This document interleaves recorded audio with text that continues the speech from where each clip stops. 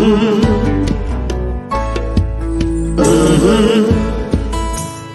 the game gets rough and this life just seems so tough, Mek Wi Talk, my people, Mek Wi Talk. When this town becomes an ugly place, don't let it erase the smile from your face. Mek Wi Talk, people, Mek Wi Talk.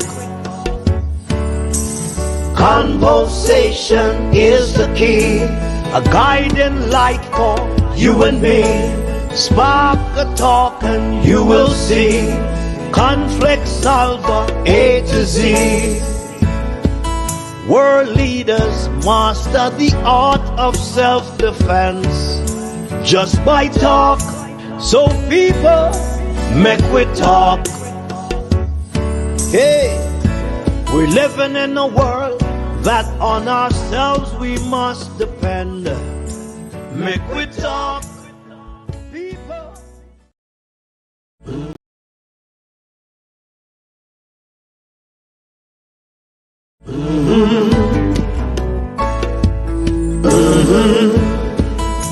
When the game gets rough and this life just seems so tough, Mek Wi Talk, my people, Mek Wi Talk. When this town becomes an ugly place, don't let it erase the smile from your face. Mek Wi Talk, people, Mek Wi Talk. Conversation is the key, a guiding light for you and me. Spark a talk and you will see. Conflict solver A to Z.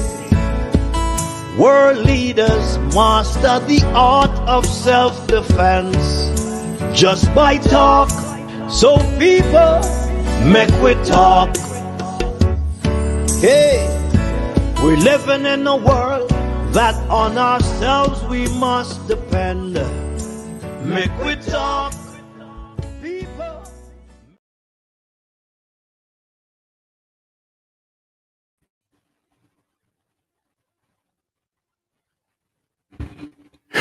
Good night, good night, good night, good night, everyone. How you all doing? Welcome back. Don't get tired of me. Welcome back, welcome back. 14 homeless shelter to be established across the island, says Prime Minister Andrew Michael Holness. The National Housing Trust will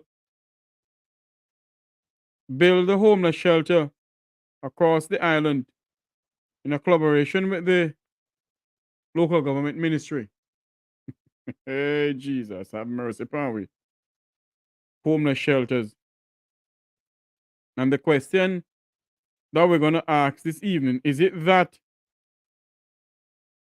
these people is now they feel like to present the people with homeless shelter in this country?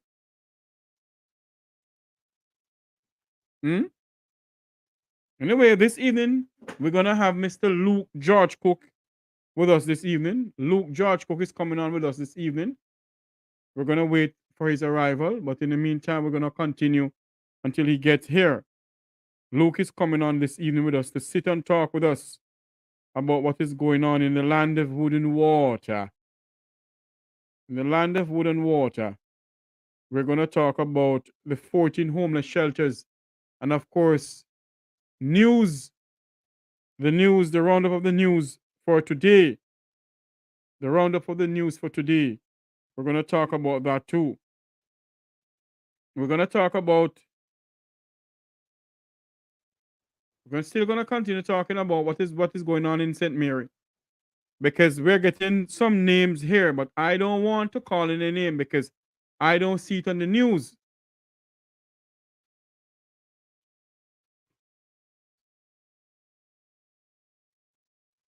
You want to contact Mr. Luke, you can come through me. Come through me and I will talk to him and everything like that. But you have my number, call me. And I will give out his credentials to you. I'll ask him. But call me, you have my number, call me, and it can work out, okay? Just call me. I'd appreciate if you call me. Yes, we're going to speak about what is going on in the land of wood and water. We're going to speak about the homeless shelters that the Prime Minister is going to build. Prime Minister Andrew Holness said he wants to build some homeless shelter. So we're going to speak about that too. Waiting for Mr. Cook to come on. Yes, ladies and gentlemen, people, welcome back to the program this evening. We had a marathon today. Eh? Lovely shows them today. I must say thank you all for coming on. Thank you all for being a part of the Mek Wi Talk family. I don't know where you're getting the money from, you know. Apparently the Prime Minister had money put on somewhere. Don't know where he had the money and where he get the money from. But apparently he have the money put on somewhere. And he said he's gonna build homeless shelter across the length and breadth of the land of wood and water. Is there gonna be pipe? Is gonna be water in the pipes in the homeless shelter?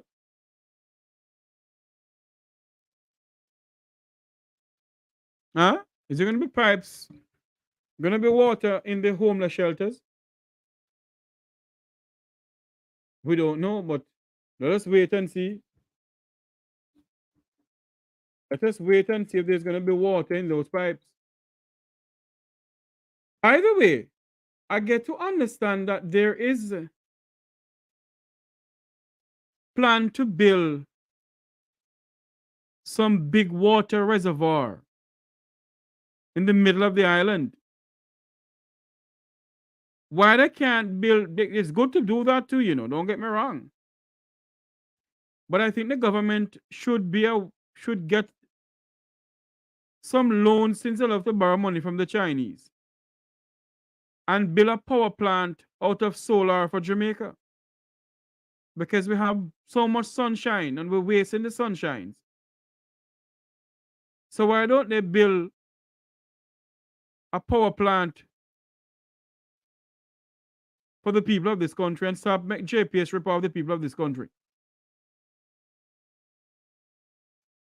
The OUR is reporting that 100 and something thousand power cuts in 2023 from the JPS.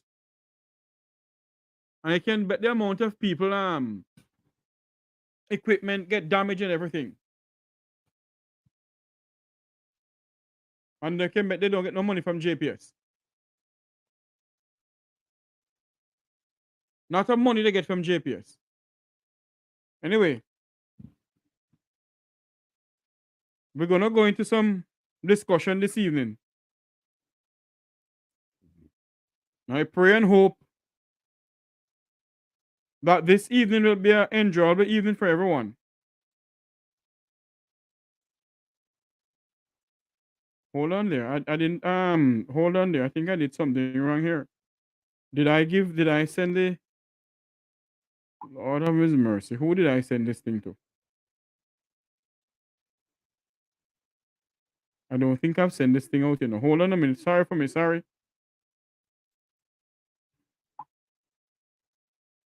Okay, I think I did. I'm sorry. Yes.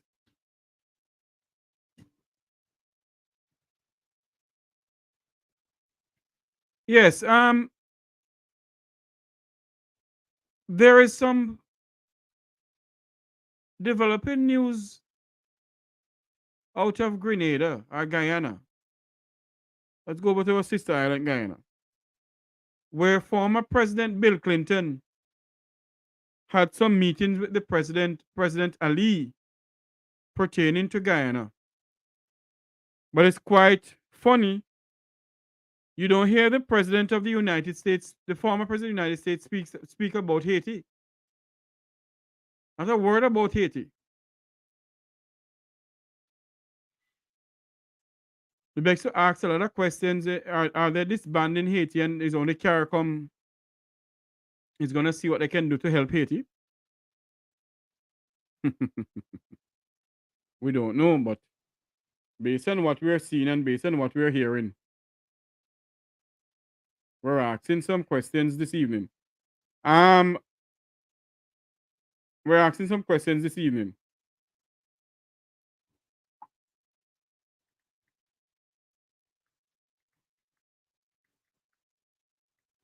Yes, we're asking some questions this evening.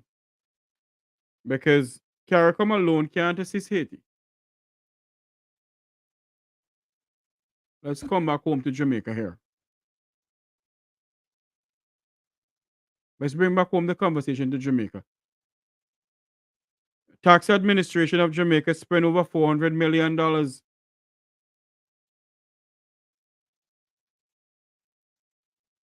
on buildings that they're not even going to. I promise you that we'll continue speaking about it when I come back on the air here. And the audio clipping that we have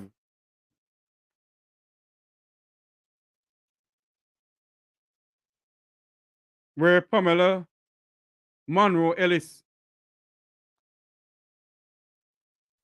is to show you that Mrs. Ellis sent this thing to the Parliament of Jamaica from January 29th.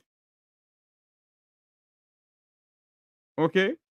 From January 29th, Mrs. Ellis, Monroe Ellis sent this bill to be tabled in the Parliament. This report to be tabled in the Parliament. And Mrs. Holness sit on it and refused to table it.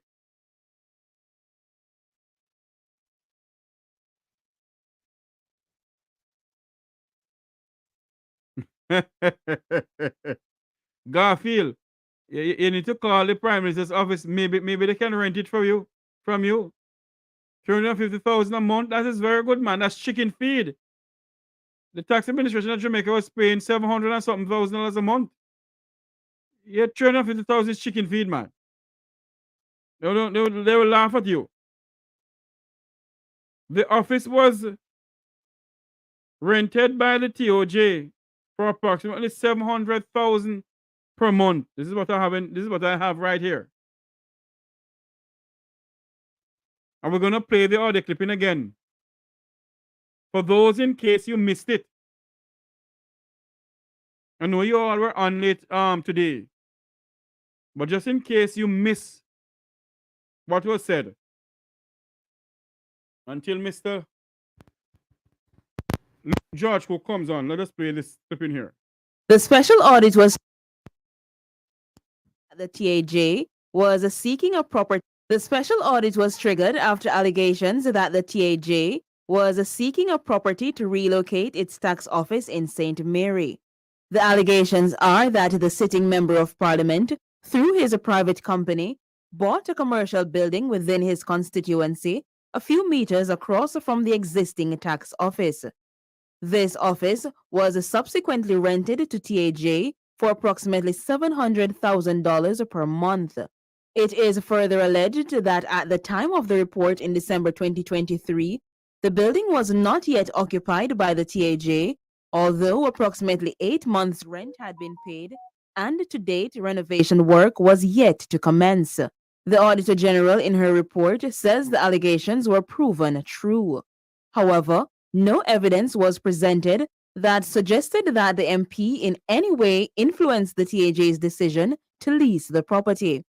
But the probe revealed further alleged irregularities in the TAJ's procurement of real estate. On January 25, 2022, TAJ began leasing a property located on Main Street, Anato Bay, St. Mary. As of August 31, 2023, it spent a total of $15 million on lease payments. TAJ projected that the retrofitting works would cost more than $56 million. But up to the time of the report, there was no evidence that the TAJ had relocated its operations to the property. Once again, the Auditor General stresses that there were no evidence that TAJ's decision to lease was externally influenced. However, further checks from Mrs. Monroe Ellis says the TAJ did not receive written permission from the Commission of Lands before entering the lease agreement, nor did it engage the National Land Agency (NLA) to conduct a valuation. This is a requirement of the government's asset management policy. According to TAJ's management team, this requirement was not adhered to in the interest of time, as another entity was also interested in leasing the space. In yet another instance, the TAJ leased a building in Greenvale, Mandeville, which it is yet to occupy. This is despite Here. You see how wicked these people are? You see how wicked the tax administration of Jamaica is?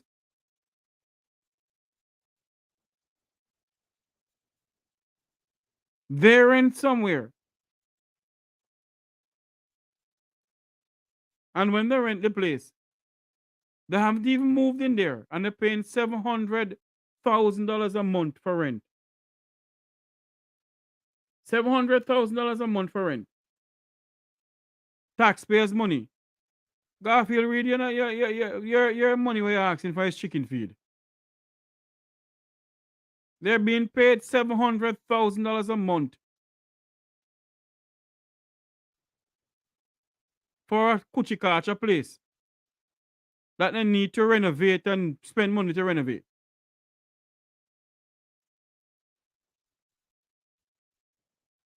And Jamaica health sector is in crisis. So if the TOJ, the TAJ, Tax Administration of Jamaica, can find money to waste, the government can get some money from them to buy some beds and so forth for the public health sector in this country. That's a good question. Who is the president or the chairman for the TAJ? Very good question. expending nearly $357 million as of August 31, 2023. The Auditor General says despite the completion of the proposal for renovation and furnishing in June 2019 and the first lease payment in September 2020, the necessary renovation works had not yet commenced. Mrs. Monroe Ellis notes that up to August 31, 2023, the TAJ expended nearly $372 million for the properties it had yet to occupy. The Auditor General says the TAJ's standard operating procedures are not consistent with best practices of accountability and transparency and should be aligned with the relevant GOJ's policies and regulations.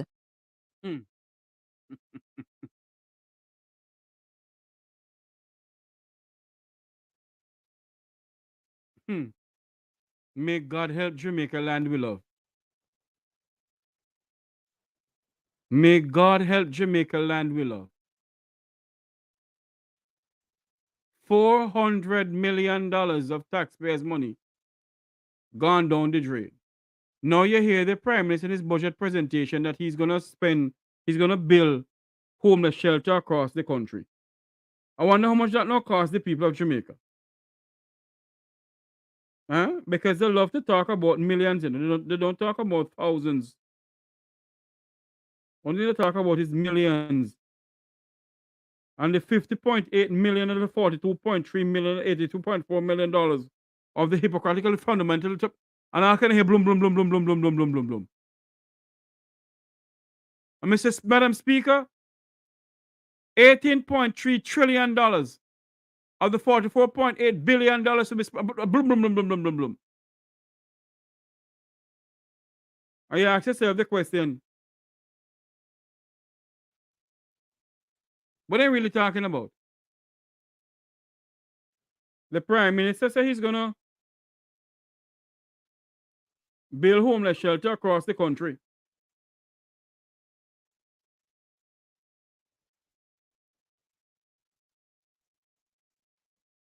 How much money is going to cost to build homeless shelters across the country, Prime Minister? And all of a sudden, you find money to build this and find money to build that. So you can't find money to buy a CT scan. How you can't find money to build a proper burn unit in this country? Because the other day, an accident happened on the PJ Patterson Highway. And a scene that you saw. My God, your blood run cold. And your heart goes out to that man who's trying to come out of the car. And his flesh was melting off his body. But we're going to find money to build homeless. I'm not saying they mustn't build a homeless shelter, you know. Build homeless shelter, yes, because we need it. But what I'm saying also, you have money to do those things and have money to do other things. TAJ have money to waste by renting properties that you're not going at and spending $400 million. That $400 million on a spend. Oh my God, the man who got burned died? I never know. My sympathy and my heart goes out to his family. Because what? They didn't have a burn unit. You see it? Dear God Almighty, have mercy upon me, God. That $400 million could help buy some animals, buy some ambulance. Could help buy some ambulance. Could help buy some beds put in the hospitals. Could help clean up the hospitals. And spray around the hospitals will have infection and all sort of rats and all kind of something. But you can find $400 million to go rent building, go rent spaces.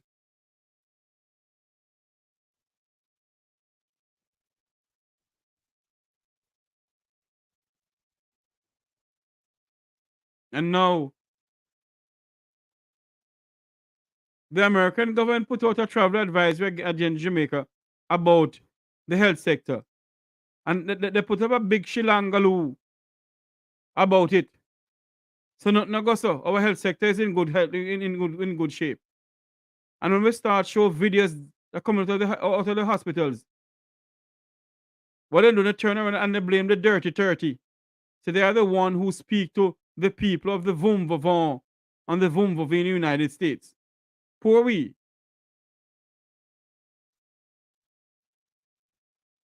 The Prime Minister, you know, he goes around the country, you know, and he speaks so many things about what he's going to do, what he's not going to do.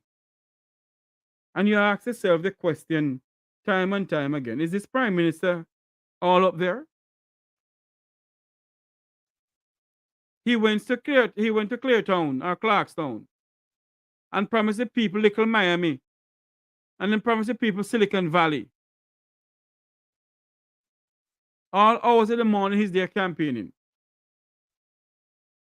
When you find money to build this and find money to build that. But the necessary things when you can't find money to build. Jamaica need a burn unit. Jamaica health sector need to overhaul. Big time. It need to overhaul. You must find $1 billion a year to start overall, or more than that, to start overall our health sector. Little by little, you can't do it. You can't do it one time, you know. But little by little, dedicate yourself to help the people of this country, because if anything happens to you, fly down to Miami. Meanwhile, we stay here and dead like a dog.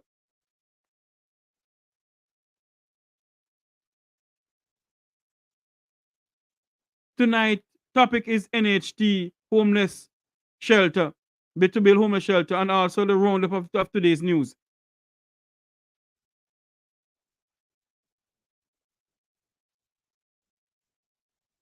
So what we're going to do this evening is talk about those things. But there's some pressing issues facing this country.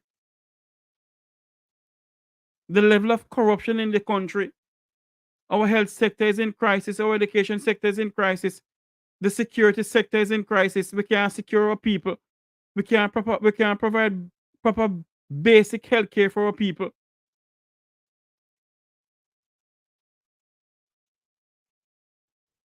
When we're talking about prosperity, where?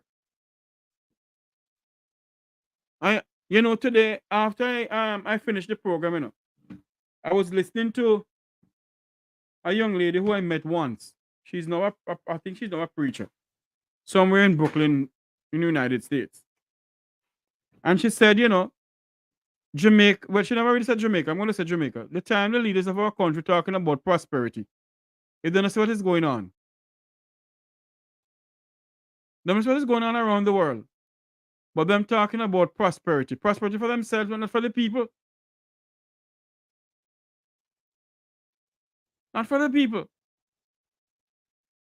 We're going to find the other clipping of what the Prime Minister is saying about building homeless shelters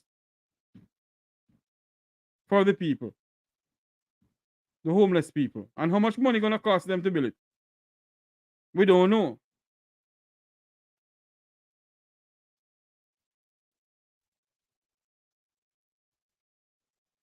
We don't know. But yet, the PM, the Most Honorable Andrew Michael Holness, we need to know how much it's going to cost the country, sir. Because you go around and promise everybody what you're going to do. Anyway, so let's see if we can listen to this. 14 homeless shelters to be established across the island. By Chris Patterson, March 25, 2024. The National Housing Trust, NHT, will partner with the Ministry of Local Government and Community Development to construct 14 homeless shelters on government lands across the island. This was disclosed by Prime Minister, the Most Honorable Andrew Holness, during his contribution to the budget debate in the House of Representatives recently. He said the shelters will vary in size and design based on needs assessments carried out by social workers and housing specialists to properly address the needs of the homeless as well as genuine social cases identified by the Ministry of Health and Wellness. The Prime Minister said that the Trust is also looking to provide more shelter services for other vulnerable groups. We also recognize that our wards of the Saint, on attaining age 18, need assistance with accommodation over a 2 to 3 year period while mentoring continues for them to achieve personal and career goals to lead independent lives, he pointed out. The Prime Minister informed that an assessment will be done to determine housing needs in particular parishes, and the NHT will look at the provision of appropriate housing solutions. They never say how much it cost the country, you know. The country's national budget for 24-25 financial year is standing at 1.3 trillion Jamaican dollars. 1.3 trillion. And they can raise the local part program money. The local chip and tape they're giving to the people, they can't raise that. I wonder how much money is allocated for health out of this $1.3 trillion budget. I wonder how much money is allocated out of this $1.3 trillion budget for education. Two of Jamaica's two basic needs.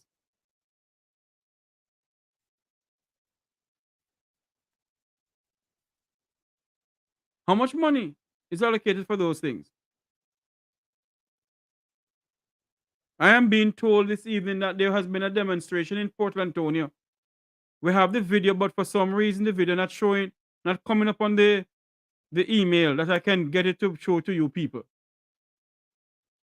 About some bulldozering down of a bus stop on a school sign and all sort of thing going on in Portland.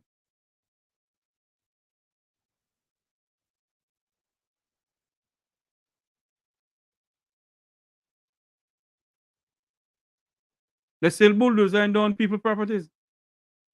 It seems that this government loves to bulldoze down everything they see that they don't like. But you know something? As a caller said to us today, everything that is going on in Jamaica lies in the hands of the Jamaican people. As what the two ambassadors, one from the United States and one from Great Britain, said the solution that Jamaica seeks lies in the hands of the Jamaican people. And if you all don't see that, you all need to stand up and speak out of what is going on in the country. Then something is wrong with all of you. You have a Speaker of the House who believes that she's Mrs. Bull Duppy and Duppy Conqueror. But what she believes. And because she believes that she's Miss Bull Duppy and Duppy Conqueror, nobody can tell her anything. Well, today, not going back over all the stuff that I went through, but we're going to do a run-up today or this morning on a well-known radio station.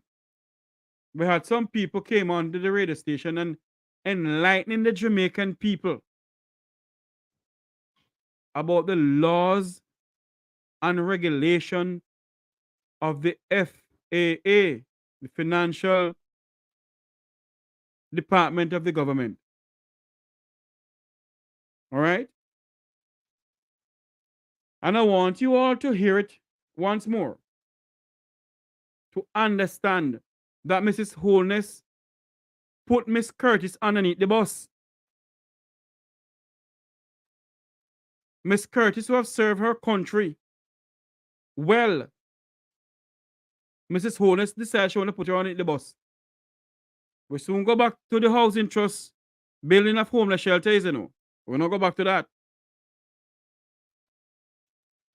But when you have a speaker who believes that she's judge, jury, and executioner, our democracy is at risk. Our democracy going down the drain. Awaiting the arrival of Mr. Cook to come on to speak to us too. But I want you to listen to something here. And I don't care who wants to say Jeff repeating himself. We need to listen to this. But I want you to listen to something here. Serious business this. Listen to this. To the explanation pronouncements made by the House Speaker Juliet Holness yesterday in the House of Representatives in relation to the tabling of the outstanding Auditor General reports, as well as about that letter that she sent to the Clerk of the House, Valerie Curtis. Speaker of the House of Representatives Juliet Holness has backed down from her previous position regarding the tabling of reports from the Auditor General's Department. During Tuesday's sitting of the House of Representatives, Mrs. Holness directed that 2 reports from the Auditor General be tabled. This after previously instructing that those same reports be returned to the department without tabling. In November of last year, Mrs. Holness ruled that reports from the Auditor General regarding statutory bodies must first be sent to the Portfolio Minister before being tabled in the House. Despite the ruling, Auditor General Pamela Monroe-Ellis continued to follow the original convention of sending the reports directly to Parliament. And one such report was sent in December of last year and another in January this year. These reports were then sent back to the Auditor General last week. Mrs. Monroe-Ellis on Monday then resubmitted the same reports, triggering a standoff with the House Speaker. Principal Director of the National Integrity Action NIA, Daniel Archer, political commentator Dr. Nadine Spence, and we're due to be joined by Attorney at Law Clyde Williams. Ladies, good morning to you. Good morning. Good morning. Listen to me. I want you all to listen to this again to show you people, my family on this live feed,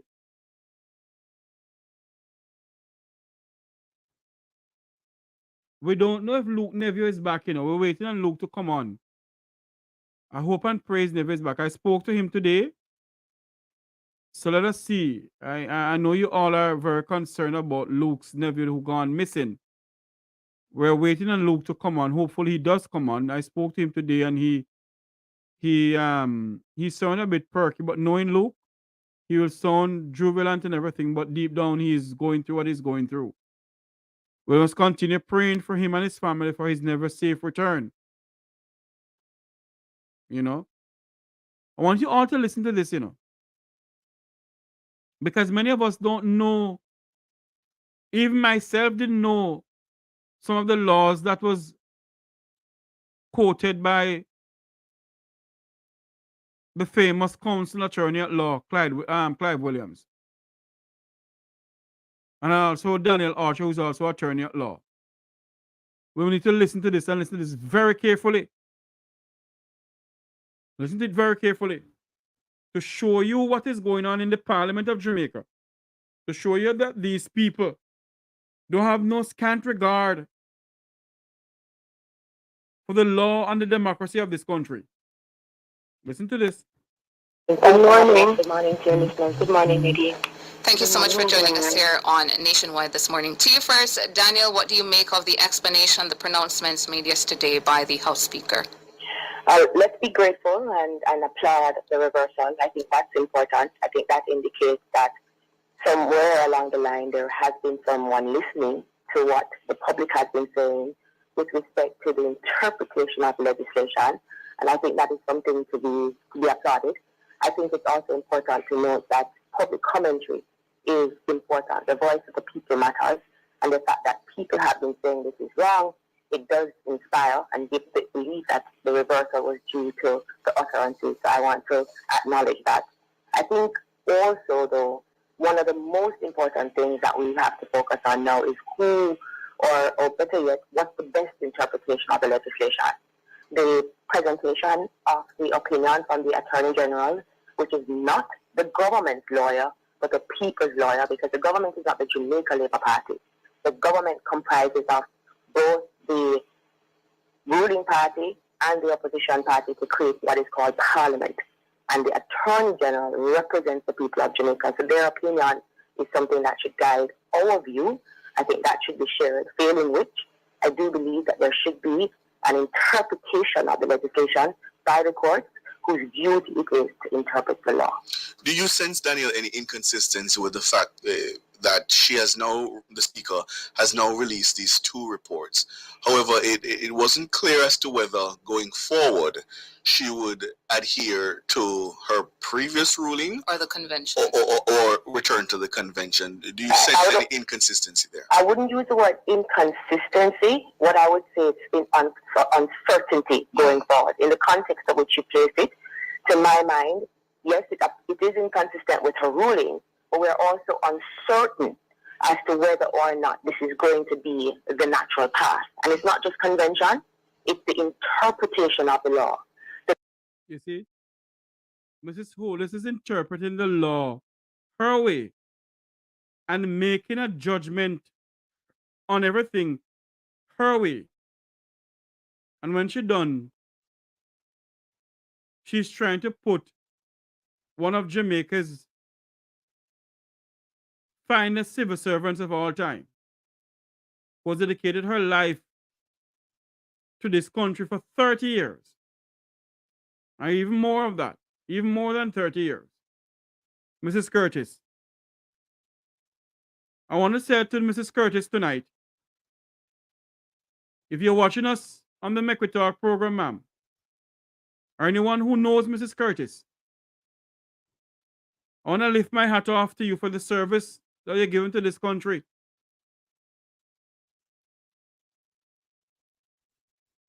And let no one believe that they can pull you down.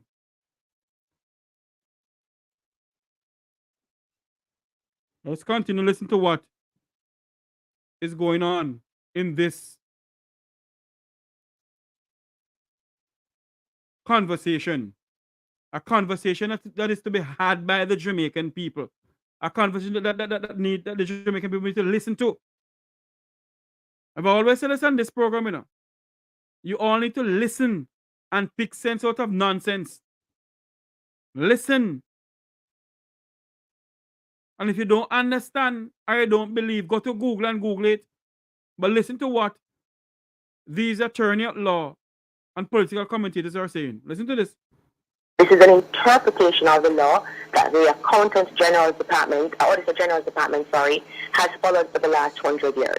It's also the interpretation that many legal proponents have. So the question really is, Ricardo, Turner, Nadine, and listeners, what is the real interpretation? If it is that one side said it's wrong and another side said it's right, it's an appropriate opportunity to have a judge determine what the interpretation is, because by nature, that's what the judges do. Parliament makes the law. They're not the high court of the land. They're simply the place where laws are made, and the court is where we now interpret the legislation. There you go. Parliament only facilitate the law or make the law. But Parliament is not the highest court of the land. So Mrs. Holness can't go into the parliament and believe that she's a lawyer and she's going to interpret the law. No. I keep on telling people, stop listening to these idiots in the, and I don't apologize to nobody. Stop listening to those people in the parliament talking about the parliament is the highest court of the land. Highest court of the land, my foot. Highest court of the land, my foot. They continue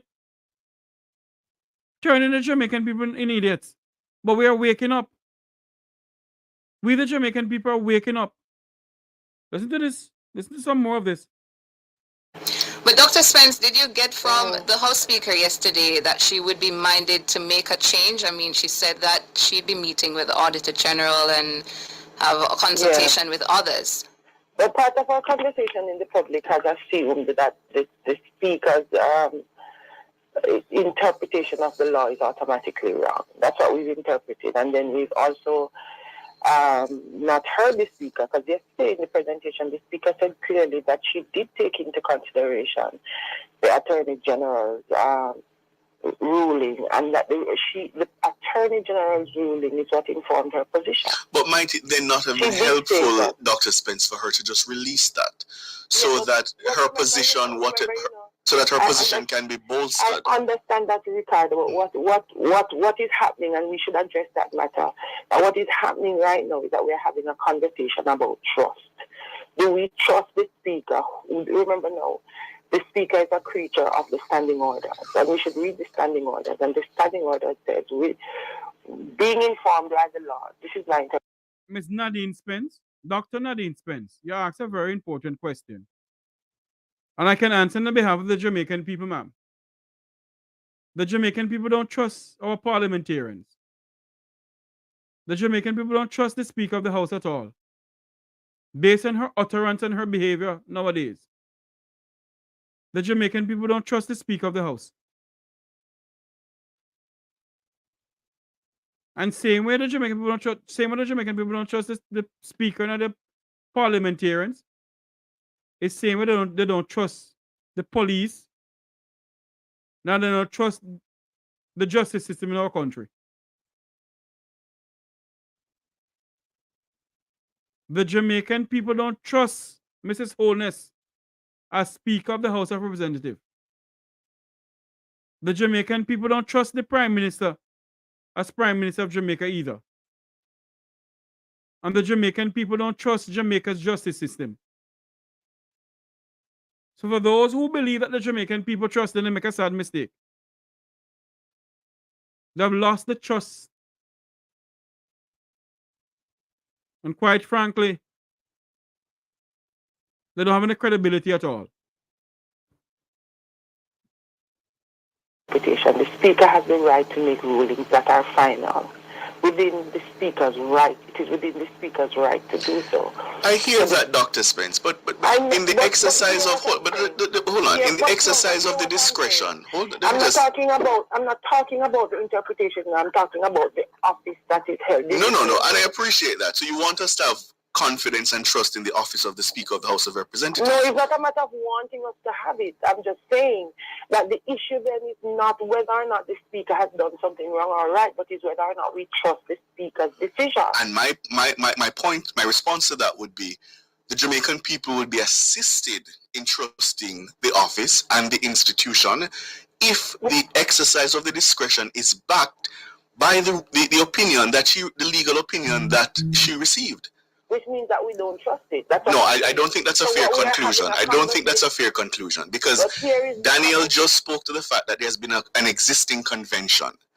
There's a departure from that convention. If there's a departure from the convention, and you're asking the Jamaican people to simply accept the word of the Speaker, and that is the bar, I don't think that would be acceptable. I'm not talking about the bar. I'm not talking about a bar, I'm talking about an office. And the fact that at this point in our history, we do not have trust in the office. So that whatever the office does now is up for question. So, for example... Lord of mercy. Miss Sonia, send me the explanation of the TAJ, no, please. I haven't seen it. when you listen to what is going on here in this conversation, it begs to ask the question, is this speaker for Jamaica or is this speaker for her party?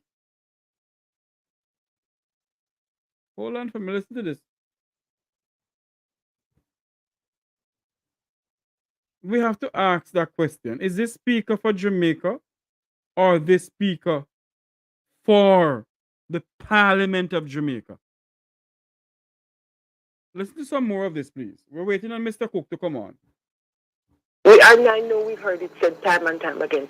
There are two laws that guide the conduct of audits in our country.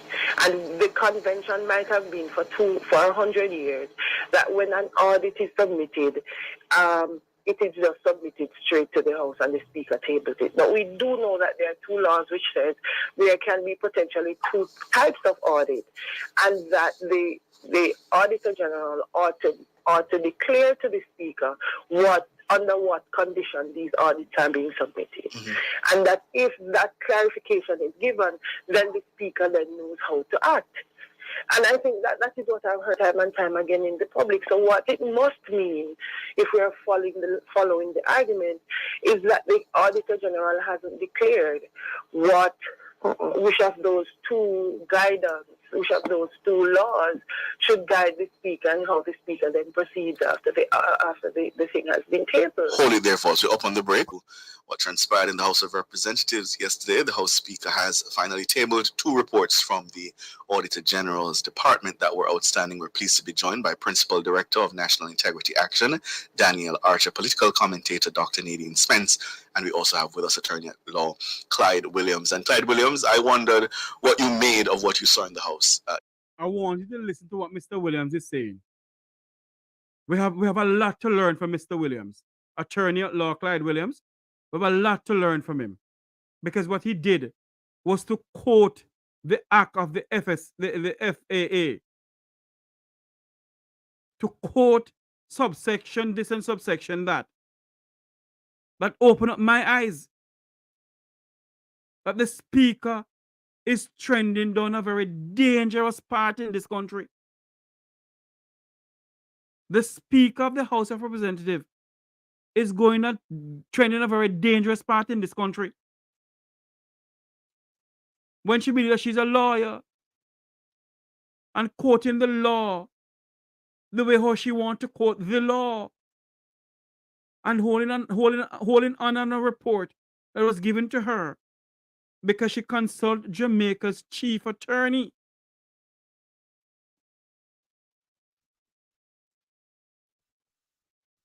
The Attorney General of Jamaica. And the Attorney General of Jamaica gave the Speaker go to the Attorney General and ask some questions about the tabling of said report now.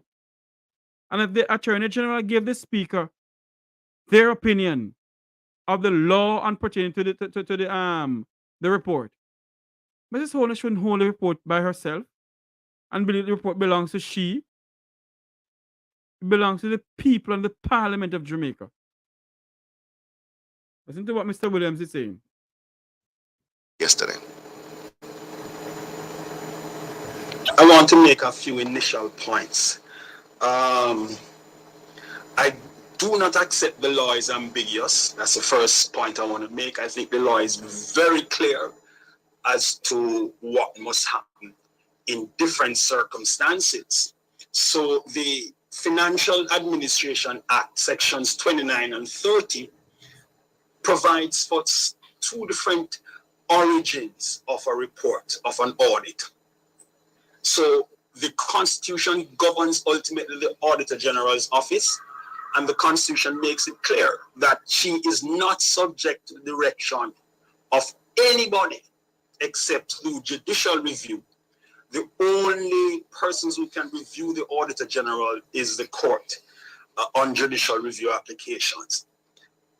Section 29 says that in addition to the annual report, the Auditor General may, on her own discretion, and let me read it, provided that the Auditor General may at any time if it appears to him to be desirable, prepare a special report on any matter incidental to his powers and duties under this Act. Subsection 2 of 29, every report of the Auditor General shall be addressed to the Speaker, who shall lay the report before the House of Representatives as soon as possible after its receipt by them. Then we come to Section 30, which is a little different here now. Section 30 says, in sum, that if the Parliament passes a resolution requesting a report and audit of a specific government body, public body, then at the end of that audit, it must be the line minister who then would get that report.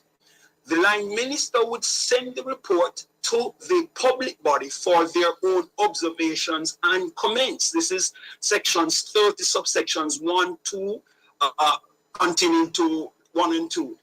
Send it to the public body, and then that public body will make whatever observations and comments, and then the minister would table the report with those observations and comment.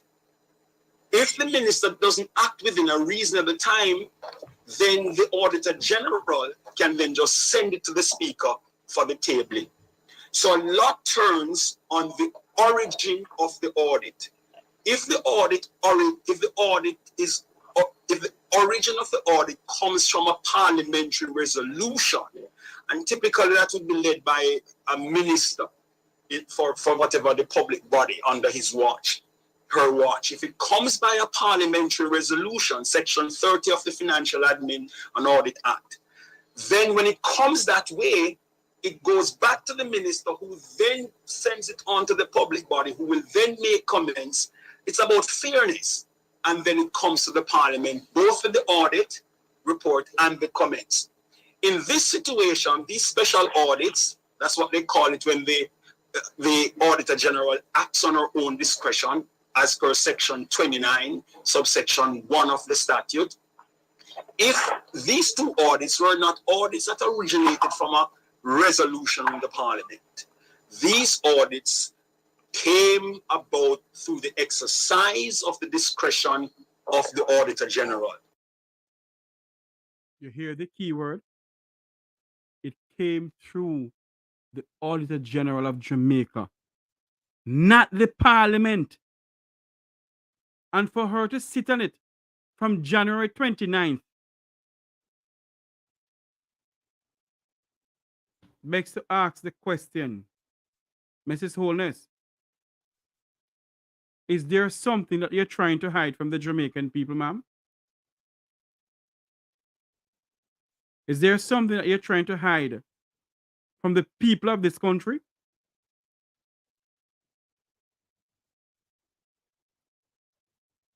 You see where how corruption stinks in this country? Let's listen to some more of what Mr. Williams is saying. This is a classroom from today to tonight. A classroom that we're in. Because I'm learning from this too. When the Auditor General exercises her discretion and produces a special report as per section 29, subsection 1 of the Act, that then is sent to the Speaker, who has no discretion, any option or otherwise, but to table as soon as it's possible. So for me, there is no confusion in the law. What has happened is that persons have, and in this case, the Speaker has taken on to herself to be her own lawyer interpreting what the law says. And she cited in the letter to the clerk, section 30. That's the section she cited in the letter to the clerk. But section 30 only comes into relevance when there is a parliamentary resolution.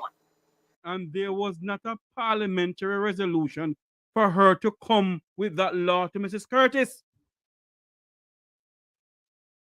There was no parliamentary resolution for the Speaker of the House of Representatives to send that letter to Mrs. Curtis, throwing Mrs. Curtis underneath the bus.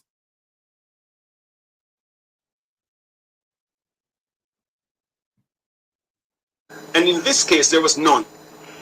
So the law is not unclear. As to conventions, conventions never trump what is expressly stated in the law. And I think many persons are confusing how these things must operate. So let me just wind up. The Auditor General does annual audits. Those must go to the Speaker. If she does a special audit on her own discretion, it goes to the Speaker as well to be tabled. If the audit arises from a parliamentary resolution, then at the end of that audit, it goes to the line minister who sends it to the public body to get comments so that the report is then tabled with the comments from the public body. It's not confusing at all. And therefore, Daniel, it's a point I was trying to make earlier. Would it not then assist the conversation, the public discourse, if the Speaker provides for the public and the opposition, Jamaicans, to see on what basis, on what legal basis she has the interpretation that she has now stuck to?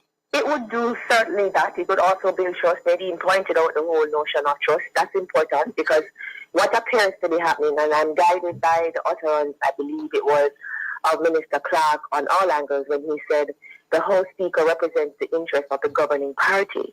You hear that? You heard what Ms. Archer just said?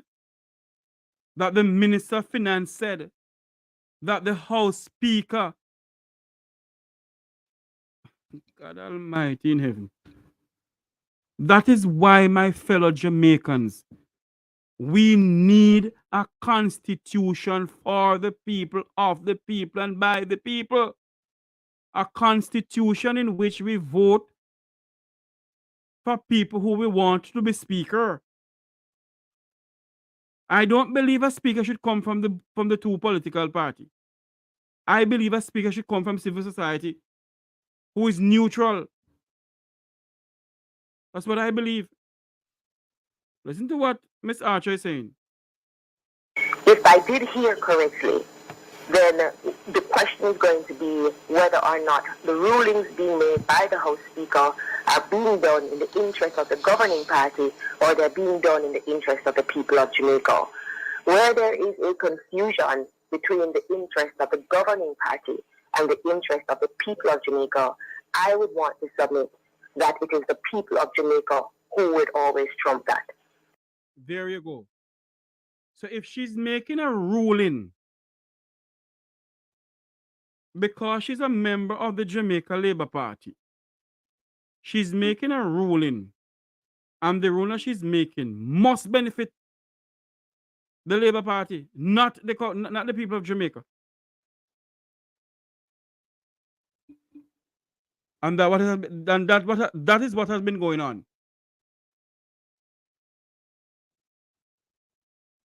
Huh? That is what has been going on. That is what has been going on. She's making rulings not to benefit the people of this country, but the people of her beloved Jamaica Labour Party. Let's listen to some more of what Miss Archer is saying. It's a schoolroom tonight. Come in the classroom. Because that would be the interest of that you're serving, and that's the ultimate interest for anyone who is entering in or being part of Parliament. I dare say, Ricardo, Turner, and your listeners, that where we are is at a crossroads. There are many questions that have been raised in the public domain about how Parliament is being run. And one of the things we want to do is we want to encourage trust in Parliament. We want to encourage trust in the people who govern. And this is one way to do it because you did release the opinion of the parliamentary attorney.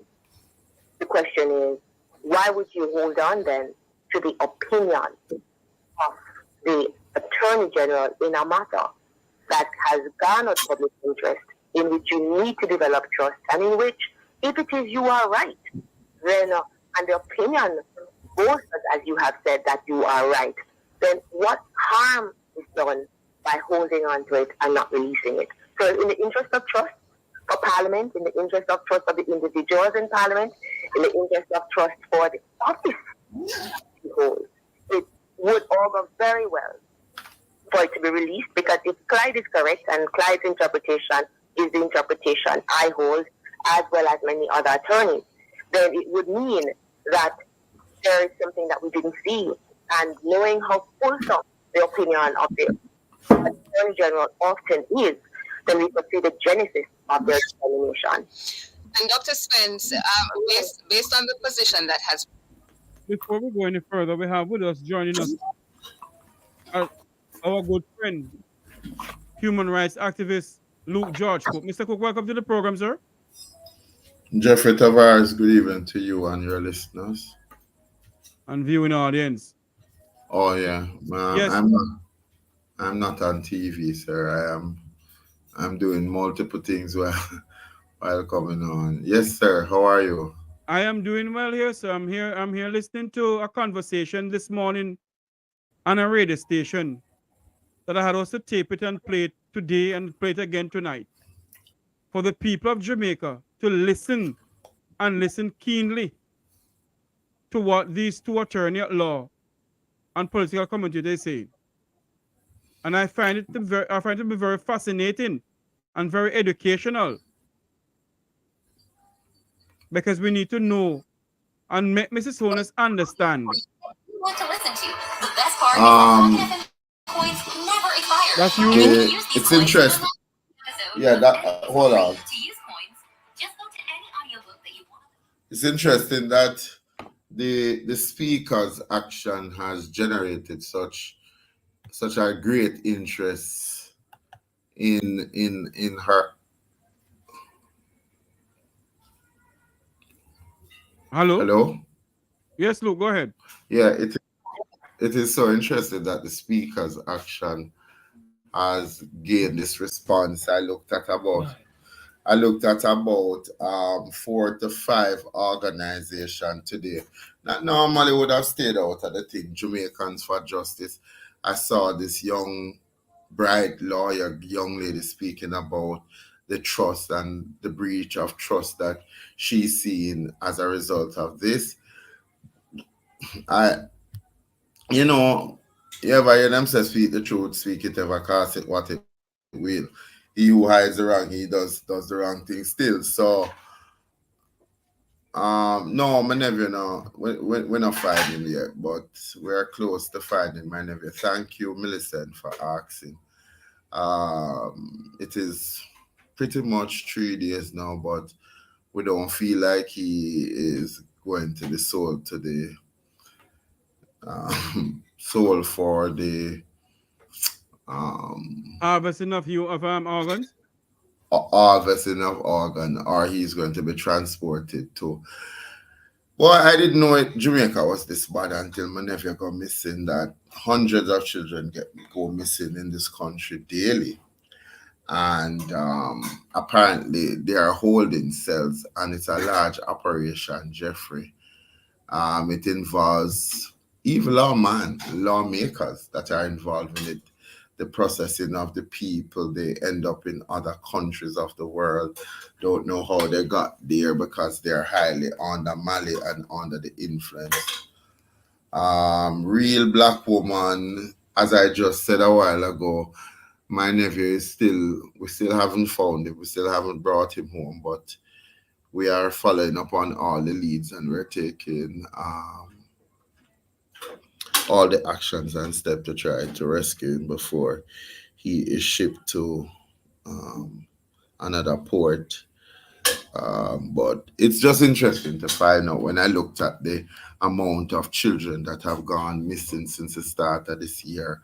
And as I said, it's a well-kept secret, because when those children are returned, nobody don't know that they have returned. Certainly, we are working with the police, who have really told us not to put out anything in the press, because once you start putting it out there in the press, or you start to put up pictures, you tend to alert these people, pay attention to social media, that there are people looking for them, and they are the ones that they likely will get rid of the fastest. So it is a painful situation.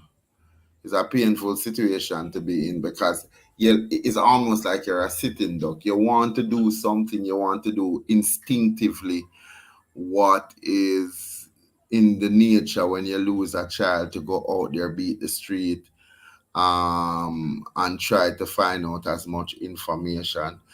What I'd like to say to people on this platform that are living in Jamaica, we need to get rid of this informer culture. People see things, people see things, but we're locked into, boy, I see, but me no want to get involved. You have to get involved. You have to stir up good trouble. You have to stir up good trouble.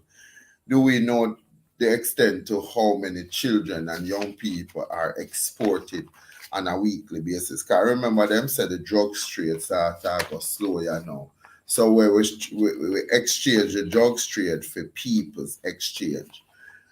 Somebody in Saudi Arabia want an organ and will pay billions of dollars and send out them headhunters, and them come to a little Caribbean island like this. And Yes, out true. of this, what we need to have is a arm of the police force that is called the Children Protection Program. Wherever children are gathered in large numbers, you provide some level of protection to ensure that them go home. And this has to be worked out with both the parents and if your children are taking taxis, that they're to send you the taxi license plate right away before them even step in the vehicle. True. Because from what I'm learning about these people, the recruiters, the recruiter tend to recruit based on isolation. So the child get into the taxi and then tell them, oh, it's easier for me to drop Pam up the road. So me know wherever you go, me gonna drop your last. And before you know it, that is one way you are trapped. And Jamaicans. Look, sir, where was he taken from? You have an idea? Well, we knew that he left the boys and girls champs and traveled to our relatives up in Arlington Gardens, and then he went to take a public transportation. Where's Arlington Gardens? Off the Mullines Road leading up into the Red Hills, the neighboring community of Queen Boroughs. So that's partially Red Hills. Part of it is Red Hills, part of it is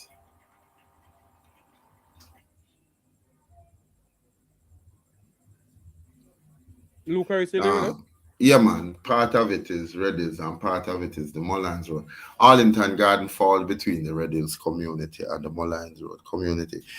We can't talk as if it is a look here. I remain optimistic in anybody will know me. Me always remain optimistic. Me have to see something that says he's not going to come back for me to accept that, but I am not accepting that. But one of the things that I'm going to say to Jamaicans, home and abroad, and when they are here, pay attention to license plate. Pay attention to Your surrounding. Your surrounding. When you're taking these vehicles, send the distinctive mark. Some of them have things on the back of them, because you would be surprised that there are nurses and doctors in Jamaica who are taking part in the organ harvesting. Apparently, it's a real big business. So you have to take note. And recently, when I go out, I've been taking note of. I can give you voice notes of how I voice note what I saw, who might have come up to me and said something that I wasn't too sure what the person was saying. I can give you a description, because this is part of the method of intimidation that these people use, and you have to take everything into account. You have to take, when you're thinking about it, it's almost like you're putting up a whiteboard like the FBI, and you're trying to make the linkage as to how these people work. But I didn't know that so many children were going missing on a weekly basis in this country. Not only children, but adults are going missing. and how we have lost our sense of the village raise the village raise everybody. It covers and protect everybody, because the first thing when we hear say a young girl go missing, we say, oh, she got her man, when genuinely she could have been abducted given the current situation. And because we're not really big pan we're not big pan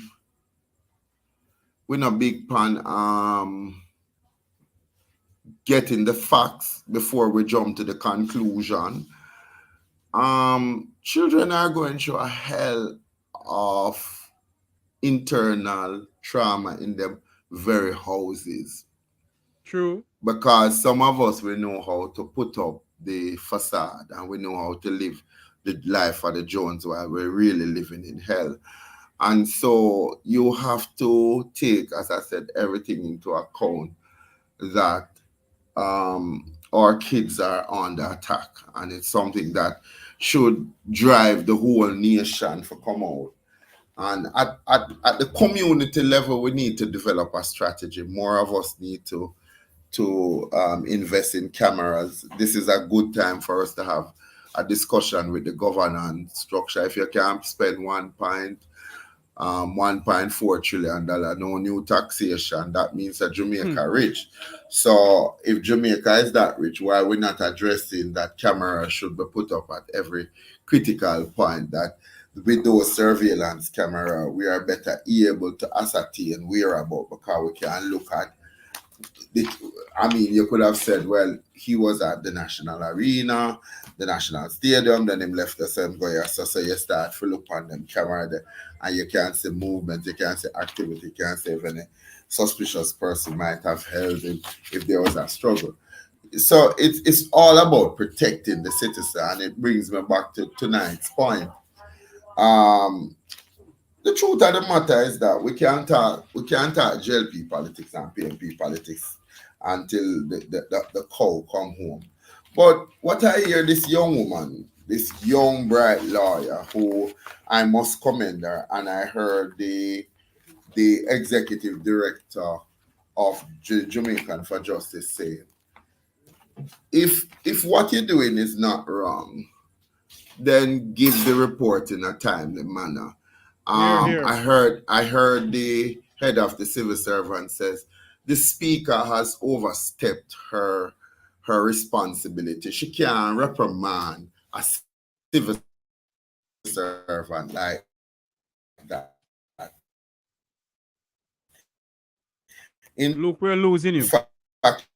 She said something that was very interesting. She says that can actually the parliamentarian can actually speaks to the administrative function. So therefore, there had to be a sort of a tribunal hearing where the board persons are given the opportunity to put their position and defend their position before. And it is the civil service at that point who, after hearing it, will give a rebuke of the person's performance. Now,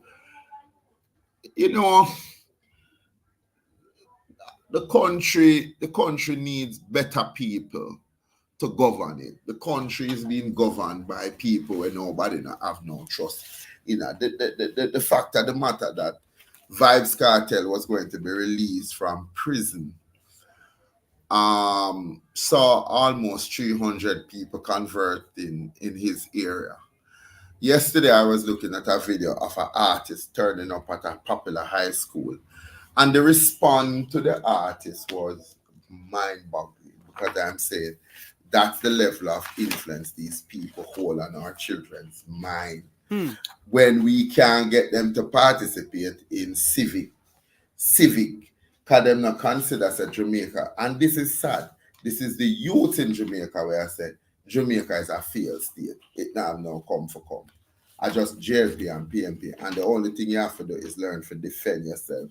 So you have to make sure, you either move with a crowd of people that are going to defend you, because the children themselves are now in war. They are fighting a position that my generation, your generation has given to them, that they have to defend themselves in a Jeffrey. You have Pitney we go to school go fight political war. Hey, we know on our labor right, and them have a conversation, and before you know it, it turns out into knife. And knife is now moving to gun. And we not see a problem with that. So the Prime Minister can talk about which programs are going to be free. My question is, if you're not increasing tax, where are we getting additional revenue that you can have such a large expenditure? And how and when are we going to be hit with a bill that, how or when are we going to be? Because look here, I am all for bright, forward thinking people. But you see the Minister of Finance, him is a little bit too bright for me, because time come I want to get into the semantics of jeering and mocking each other. Me not hear you tell me how. You give me the how as to the expenditure. To them here, Julian Robinson says that the census might have to be scrapped and be done over. Why should over the lady up starting I got pay for the done over one? Because you mean hold on there, Luke. You mean the $4 billion of taxpayers' money was just go down the drain like that? Yeah. And to them here say it's a possibility. Because they must say, no, 1 million people not get surveyed, Me hear Julian Robinson, I think I sent you the clip. Me hear Julian, I say, brother, if that a true, man, somebody need for pay for this. We have to make example out of people now. Because if you can't do the work, leave it. How is it that you're effectively going to plan? And the budget presentation just gone, so how you're going to do the allocation portion? Because the allocation should be based on certain factors and variables coming out of the census report. But one thing me know with Christopher Tufton, though, FEME PR skill is excellent. From the upgrading of the certain section of the KPH, service has started to boom at KPH. Who is going in there to do the monitor and evaluation? And this is where I find the government to be so pathetic, because them could have just look how much people in the diaspora, a big doctor and nurse, and you have social worker, you have social scientists, and then you have basically people who could just come in and say, all right, based on the world standard of healthcare facility, this check, that check, this check, KPH is nowhere. Use the internal people, use external people where they are not biased or they will form a biased position. Because you see, the decency in it, if Miss Holness did looking at it, if in the private sector, you can't deal with a woman where you work with her at the same facility. In the public sector, them say you can't have a woman where you and her are working at it's a conflict of interest. What exempt Parliament for us to say, as Speaker of the House, your husband and the Prime Minister, certain things might come up or you are him. And therefore, how objective you can be in that regard, or how will you use the office to make sure that the Jamaican people are not served and not your own selfish thing? Because, for instance, the illicit six, are they cleared? Who are they? And why did the Integrity Commission feel the way that they feel? What is it that the public must be educated on when we talk about personal enrichment? Now, Mr. Chin, we're walking at the chamber with Miss Holness. Say him did go to the Integrity Commission, but them still say some of him tax things to file yet. I'm tell you something, Jeffrey Tavares. Everybody will work in a government or for any public sector entity knows that from your work there, them tell you say one thing you hear about the secrecy clause and you have to file your tax return to ensure that government have pertinent details on you. So filing of tax shouldn't be. I don't know that Mr. Holness have any more money, because the other day when me look on the 13 richest man in Jamaica start with Joseph Issa followed by leaching. That's an old city. That's an old thing, Luke. That is very old. Oh, so the new one, Mr. Holness could be the richest man in Jamaica then. Or in the Caribbean. Or in the Caribbean, because when me look the other day in the Caribbean, them say our politicians here earn better salary. Sorry. Yeah. Mine, you make me a duck, you know, they sound like shot. Mine, you make me have to start duck. I get paranoid in Jamaica.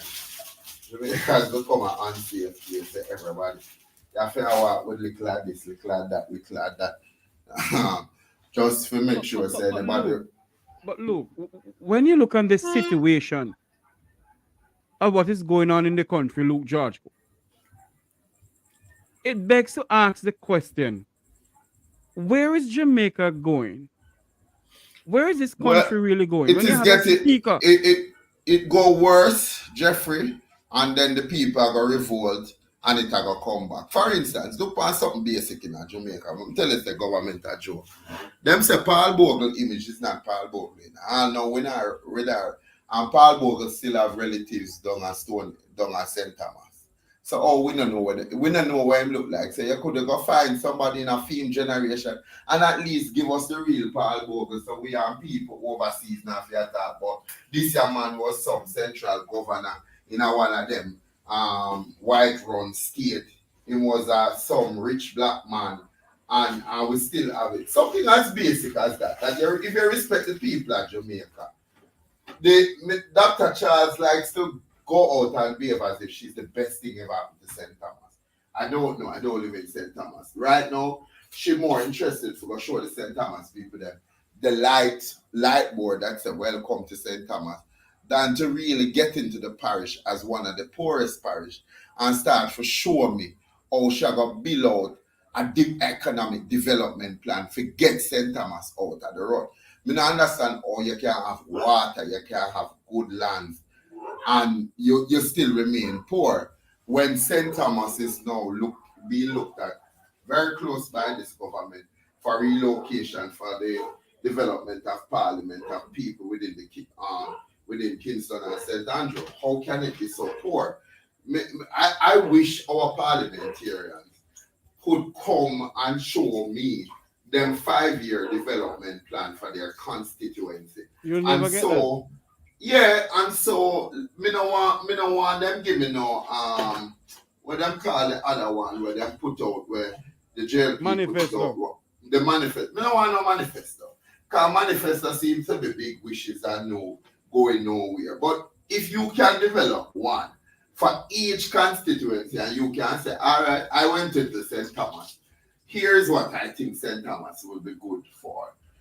And in the next 5 years, I am going to build out these things so that the parish of St. Thomas, I am going to do away with the Constituency Development Fund, and I'm going to do what I would call the St. Thomas People's Cooperative, where every resident of St. Thomas and their children can join. And we start to save for education, funeral, grant, health care, and extra-wise. And it's the people of St. Thomas that is going to be the biggest investor. Yes. So you're not going to take the asset of St. Thomas people and reframe them.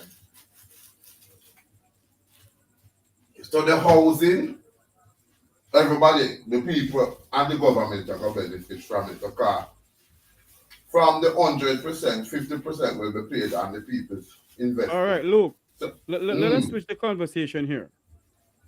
The Prime Minister, in his budget presentation, said they're going to build 14 homeless shelters across the island using the housing trust. You're taking that? It is important, but if you go right at Euro Circle, answer the Desmond Mackenzie Transfer Center. The Desmond Mackenzie what? Transfer Center. There's a big building that Desmond Mackenzie not dead yet. Where I name building and fight. I don't know what great Desmond Mackenzie have ever done to this country. I mean, if they call it the Shelley and Fraser building, they'd even more happier. But everybody right now build a building and and the man name it off for themselves. Yeah. So, but what you need for do? What you need for do, Jeffrey? If the Prime Minister gonna build more shelter, look on the Mary Atkins shelter. That house the Department of Poor. And right now in the Department of Poor, some people go, you see, this is the thing where people not understanding and we need to go do a research. You have people going at the department, register for poor, get a little check every month, and might have other property. When that person dies, the department take over the property. Some of these properties are sold, but it's never publicized. Who is it sold to? How much was it sold for? And where does it go? But when you look at the Mary Atkins shelter, you have to build more, but the ones them where you have them need upgrading. Come on, brethren. Me not understand. So all of them building projects just make people believe, say, look here. This is how you only use to capitalize, to get money from. Because for me to talk about building new things, me have to look at the existing one. Father Wolang runs some good shelters. So it should be a public practice. He runs some good ones. The Sisters of Mercy took over a building at Hero Circle where they are hosting teenage pregnant girl who them family abandoned them and them help them to have them baby and help them to go back to school. You can have a public-private partnership in that regard. I don't think government should take on more. I think government need to fix the economy, fix the education system, fix the health system, fix the security system. And when you reach us now, we can go look and put in Bob Marley now as a national hero. But when the time when Nigel got red card, you haven't built one school since you come here. One project under you is the Cornwall Regional Hospital, earmarked for $2 billion. Now, the time that it lapsed from when that continue was talking, announced, Luke. Let's give me a minute. Continue talking. Give me a minute. Continue talking. From when that was announced till now, a $4 billion it cost the taxpayer of this country. Come on. And then on a really give yourself a plus for the budget. Me I tell you, if you're merciful in God, why you allow these things to continue to happen, because I'm almost sure God himself in heaven been about what. You still not have anything about the Annandale, where 13 children who were ward of the state was burned to death in a fire. And the person who was head of that house in Annandale is now one of the top people in the $27 billion it will cost? No, sir. That's a highway robbery. I think of $4 billion themselves. It's got to. But look at Annandale. Annandale is where these children who were ward at the state was burned to death. And no comprehensive report have come out about what could have possibly led to the fact that the home was so poorly managed that these 13 children had to die. And now we have spent billions of dollars when we now give people justice where they are.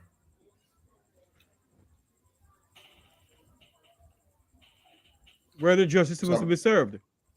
There's none going on. Mr. Brown, I soon call it back. You know, it is now 9:09, 8:08 in Jamaica.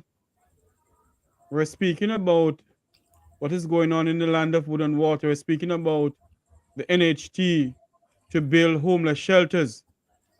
Prime Minister announced that in his budget presentation. No, but Jeffrey, what we need to ask the Prime Minister, if you say from you come in, you set the framework, and this is again why I'm dying for Ralston Iman. I told them I call him again for come on your program, and I call him again tomorrow. Somebody need to look at what was put Please out do. in those presentations who have an in-depth understanding, because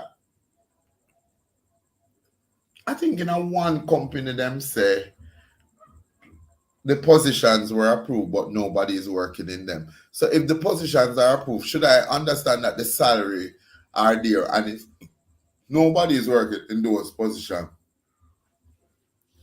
how do you treat with the salary or the money allocated for the salaries of the position? I think it was in Parliament that they were saying,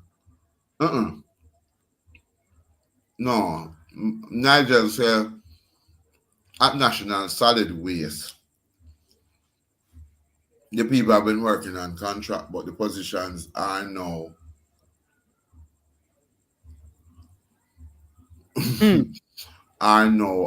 going to be permanent, and therefore those permanent positions are there. And you know what was sad? Jeffrey Tavares, as I was watching that budget presentation, was how Juliet Cockburn, a national icon, was just cheering on, as to say, it's like when you join a side, you're not think about Can I say something to you, Luke, about Mrs. Cuthbert Flynn? In my honest opinion, and I'm not disrespecting the lady, I don't think Julia Cuthbert Flynn, you know what, make her do what I want to say. I don't think she has any regard for the Jamaican people. Yeah, None and whatsoever. it is true. It's evident that when you hear Mr. Warmington, two of the worst politicians, when I say worst, them are the worst. You don't know which one is worse, at Juliet or Warmington. But you know that them can't trace though, because them come a parliament, say lash people with them tongue. But we're not clearly, Luke. We raise minimum wage to $15,000. Come on. And the president of the private sector organization saying, boy, only never really consult us on that decision, but we will have to make the adjustment. Jeffrey, I can guarantee you, people will be losing their jobs. People will be losing their jobs. Although Mr. Mitsisiaga said that I don't believe the man. I don't believe the man. The whole of them, he is the nephew of Edward Siaga, but every time I hear that man they talk, him frighten me. He make me just see slavery all over. True. How does that cover? How government can go to the negotiating table and don't bring in the private sector, one of them biggest entity, and Jeff, to talk about a minimum wage. And when you talk about minimum wage, just like how them talk about gross domestic product, every household run differently because every household have its particular need. Can one person working $60,000 feed a family afford effectively? Pay a school fee, pay a light bill, pay a water rate, have bus fare for go back to school, and have a liquor to give to your children. I'm not saying that we're not making good steps, but the reality is that politicians take 300% from day one. Why them can't give the people a break or create a tax scheme where there are some possible return? And if you're talking about making provision for people, everybody knows that comes right around when you do your census. And if you can't get census report, and we have to go back and do it because the people them say them not get no money, so them now go a foot further and them have all of the tablet. if we were to do a second run of the census, Jeffrey, outside of the census year, are we going to buy back the same amount of equipment? How are you going to force it? Oh, yes. They're going to buy it back, of course, because you don't know why they're going to buy it back. They have money, you know, they get the money free so they can spend it and don't get anything with it. And the Jamaican people just sit down and accept what they do. No, but what is the national debt? You can't say it free, because if it's free, then you would have a national debt, because the national debt stand at how much $1 trillion? The way the minister talks, our brightest mind, Don Webbing, Richard Biles, Mr. Leachin, the man they don't know how hungry feel, you know. No. The man they don't know how hungry feel. I mean, I think them understand, say.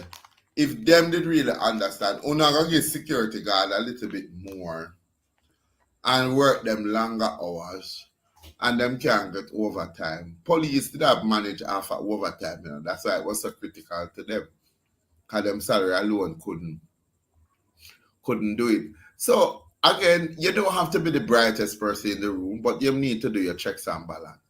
If you're giving civil servants $4,000 more, and them take home pay, how are we going to bring down the price of food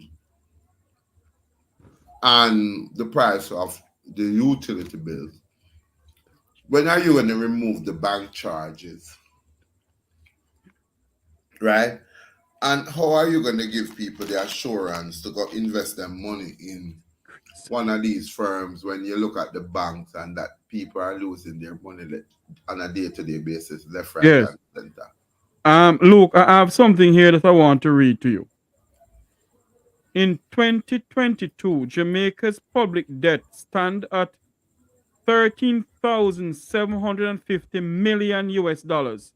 It has increased to $774 million since 2021. The amount means that the debt in 2022 reduced of 77.9% of Jamaica's GDP.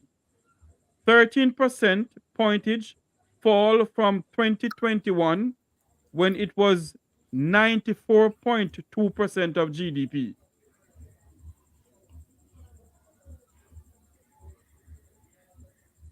Luke is still there with us? Yeah. So beat and teach, you're probably right. People will be working 3 days a week. Taxi fare will increase in April 1. So you have ISAT under the name of Beat and Teach that is there in your chat room. So again, Jeffrey, I'm just simply saying it's the consman game to con the people of Jamaica, and I'm hoping that people don't think it that when we come and we talk about these things and we give our views is because we necessarily support one of the political dynasty. It's because we look at it and in reality, it don't make no sense. Because me not see ISAT who have money. You have to be making $60 million to be paying out $60,000. Say you're making $3 million. I saw a light bill for somebody recently who was $47,000. A grocery bill every month of $100,000. She paid $70,000 at Walmart's prep every 3 months. She's a single mother. How the hell she going to keep a household helper? If you're going to look to cut back on your expenditure in order to make it, how?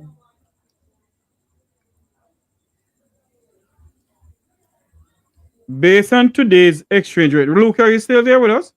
Yeah, man. Based on today's exchange rate, Jamaica's national debt stand at $2,116,420,000. Hope I'm reading the figures correctly. That's our national debt. It is no longer into the trillion. It's out of the trillion now, so the debt is going down. But how much of this debt is owed to the people of the Vumvava and the Vumvavi in this country? Exactly.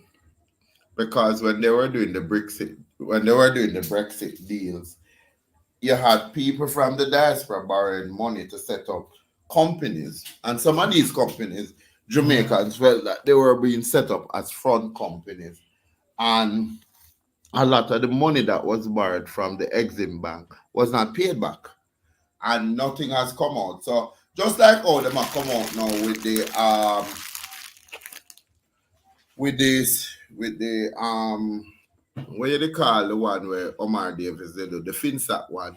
We need some more of these to come out. What did happen on that? Let me ask you a question, Luke. Did the collapse of Century Bank started under the Labour Party administration? No.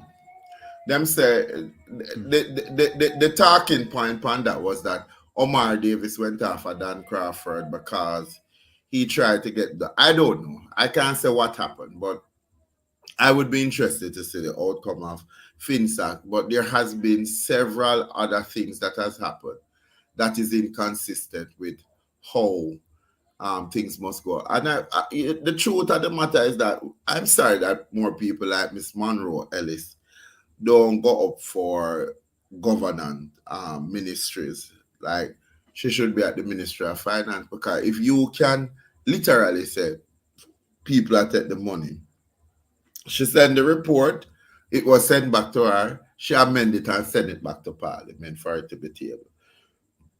And every time I hear her talk, I get the assurance that this woman is very versed at what she's saying. Yes. She's very confident and she is very meticulous. And so, I think she's supposed to be on the Integrity Commission. But it would have been good if she's not, that they would have put a skill set like that on it that has been able repeatedly to show that almost every year $50 billion or 15 millions or millions of dollars go unaccounted for. And what I would like them to do is also to give the Auditor General, join it up with the fraud squad, where she can go in and basically arrest and lock up people. Have a join in between fraud squad and the Auditor General office, But Luke, where she can prosecute people for breaches of the Finance Act. Luke, do you think that you'll see somebody get locked up in this country? And we're going to take some calls, about 3 to 4 calls, and then we're going to call. Jeffrey, I'm optimistic that some people are going to go to jail. I'm still waiting to see what happened with SSL. I don't know why Jean Panton is still covering for whoever she's covering for. And I don't want it. I think she's covering for somebody in government, not just at SSL. I think it's government. You may have a point there. I think SSL goes beyond just the collusion that was taking place there within the organization framework. I think that governed it, because for start drought for the money, it's a repeat of cash plus, where we had insider information and we use it. We go telling a friend and family member themselves to take out their money and left poor people in there. There are people who are still holding on to cash plus. One moment, please, caller. Luke, go ahead. Just finish your point. No, go ahead. Caller, welcome to the program. Good night. Good night. How are you doing? Yeah, too bad, You watch TVJ News? No, I didn't get the chance to watch it at all. What happened? All right, when you don't get the chance, set up a mechanism where you can keep it and go rewatch it. In Jamaica, yeah. $371.8 million with TAJ. Oh yes, I hold on for me. I did something on it today, man. I'm aware of it. 400 million down the drain. Did you hear who owned the building? One of the building? Who owned one of the building? You understand, Mr. Dunn? Well, I am hearing the rumors. The news did not call any name, so I can't call no name. Well, I know if you listen to 7 o'clock news, did I hear them? Oh, they did call the name. So that is the reason why I make So sure I learn now. Jeffrey TVJ is I even would have better come. in I would have terms come of say integrity. allegedly. Hold on for me, caller. What you saying, Luke? TVJ is better at giving names of the alleged, or the person of interest than the parliament. Well, thumbs up. I saw somebody send Mr. Dunn's picture under the taxation thing, but I didn't know what it was about. So the I call saw is it too, but making. I didn't want to call her name because people were saying it's somebody else in St. Mary who was a popular name. But now we're hearing it's Norman. No, but It's when Norman in when name. you're a thief, everything misness here. You but another one that tonight and a female mate. If female even no car and a female mate. Mama. Right? And then one in Manchester now. And then here on the chin. I mean, she bang around with ICU and the money. But what may I say? Nigel Clark. When you? Yesterday, na the Ligel. Liegel. Ligel. Oh, Jesus. Finance. Minister of Finance. FINEANT. Tomorrow, a black day and a show red card. Why never show? Remember, you know, to my little knowledge, him respond to the money them that spending at Jamaica, how the money go. So right now the box tap a film foot. Or if you rent a building for so much money to your people them, right? And the building not occupied. The building not using a brother.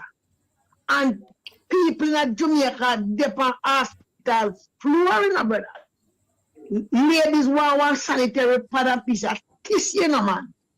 In a hospital, you know, and can't get it. No. No want to ask the question.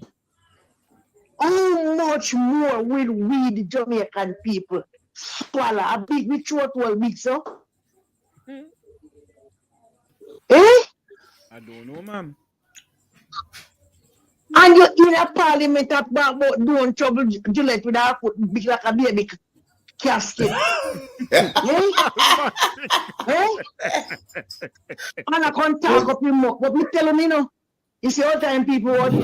When cable cloth turn dish towel, elevator something. Right? Elevator something. And the more I tell like a Mark Golden I talk about the wife. But what the man to say? The baby mother? Mama. I must that thing to say. Hold on there. I talk about that. I want you to listen to something what Damien Crawford did in the parliament today. Hold on there. Damien Crawford said something in parliament today. You heard about it, Luke? I heard snips of it when I was coming from a particle. Listen to this. And I accept that we will change that error when we get back into government. Because there's no doubt that when it comes to the idea of the Noise Abatement Act, Andrew Holness is not the father. When it comes to the idea of the entertainment zone, Andrew Holness, 99% probability that is not the father. And additionally, we are not signing any adoption papers because he has proven himself to be one of the greatest enemies of entertainment.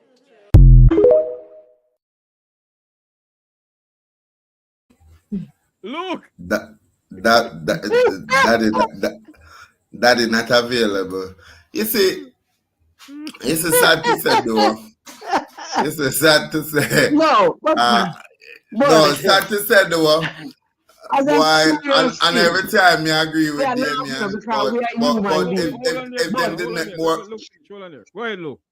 Yeah, and every time I agree with Damien, but boy, him spot on. And since you don't want to take time, come and run with it and I get red card, Plea, no look, lick me again, you know. And that is, I mean, if you know the genesis of that, the pictures are out there circulated between this man and the Prime Minister people are saying it's alleged that Mr. Gentleman is the Prime Minister's father. But not getting into the semantics of that. Yeah, I'm not getting that as semantics of that. But the fact of the matter, I'm very happy that the PMP can state, because what is being purported is that when the PMP is in power, they do a lot of talking and pandering to the poor. But they do create a lot of things. And even in the Prime Minister's presentation, it seemed like there was a lot of duplication from what Mark Golden was saying, except when Ligel came and says, no more new taxation. Jeffrey, when them done with it, me I tell you, say we are going to wear leaf for front and leaf for back. Yeah, man, that time where all time people said that I got Niam with supper, because is it foreign exchange, is tourism the only industry in Jamaica that is keeping us going? And if we rely on this industry that is fickle, it's fickle based on what we see happening in climate change. It's fickle based on what we see happening in the health. If tourists have come on Jamaica, what else are we going to depend on for revenue? Because I didn't hear what else additional thing that we were, and I heard today that Damon was saying that you need to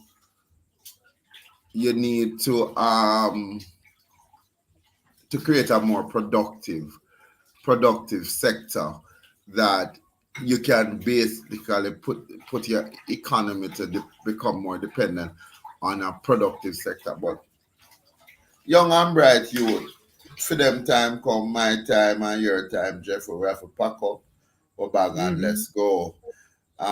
We need to have more of this. Mark Golden need to put Damien, who seemed to can finish the leg of the 4x4 for you, and go out there and talk into the people's language or people to understand. Hold on there for a minute.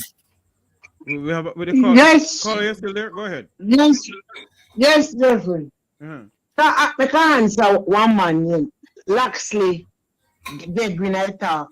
No. You are said don't. Well, I no, me not be disrespectful.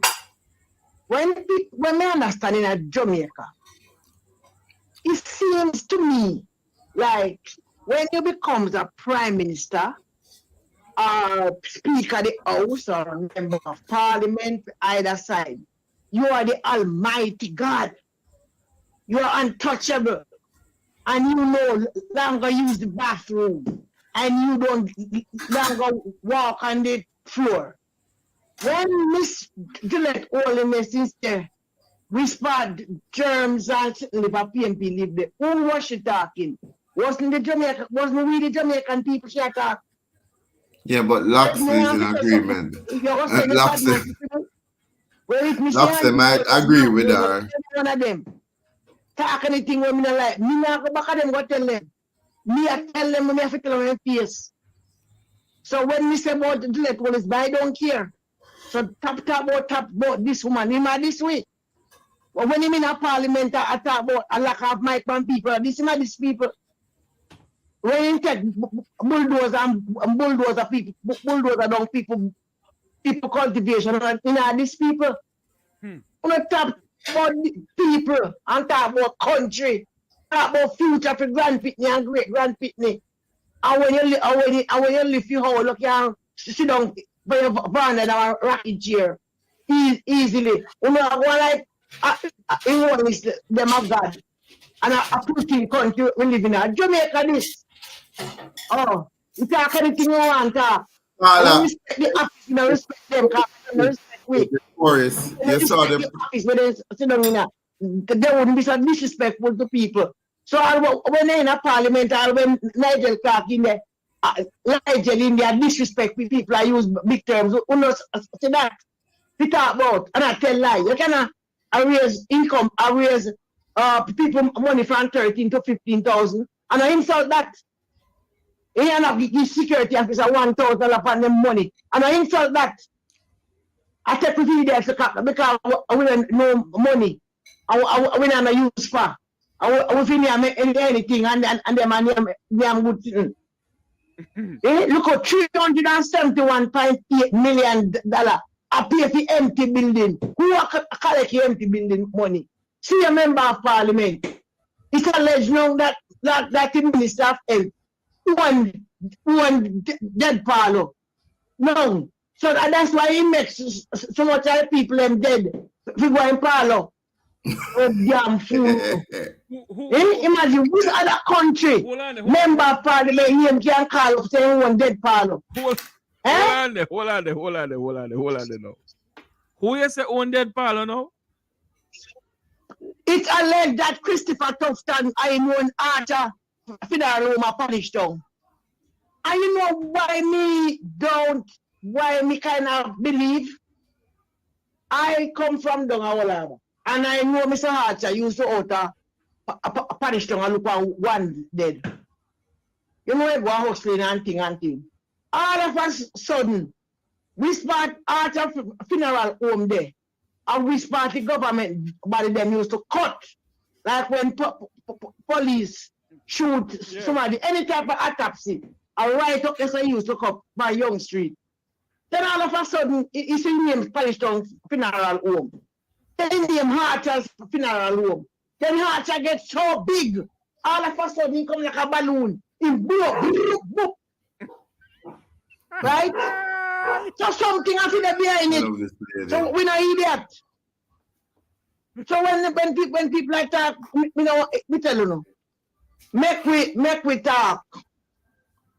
The reason we do that gun. When you can't go away alone, so no, not go take it. It's for us people who we are Jamaican and we want better for the country. And we want to learn from the learned people, not the learned thief and scammer. So when we are talking the truth and it burn you, go over nationwide. And if you look now, God is working nationwide. Take time majority in foot little. He can't take out it one time. The majority little because you know, time come for your call a spade. Enough is enough. Enough is enough. When I hear Cliff Hughes down back to be the original Cliff Hughes, where he used to be, you know say time come. So Mek Wi Talk, we born and we grow, yes, I yes, so me know me never go foreign yet. Never travel gone nowhere yet. I yes, so me born, I yes, so me live, I yes, so me go dead. And I yes, so me go bury. So, Virgin and Sister, are you going to Spanish Town funeral home, Arthur? The truth is just the truth. Hold on for me, Carla. You can't have a set. Carla, hold on. Luke is asking your question. Are you going to Spanish Town funeral home or is Archer funeral home your body going to go? If you, my body, I don't know where to go. I think it go there. So it move Roberts. It may be right now Roberts it go in a Archer. Never go there.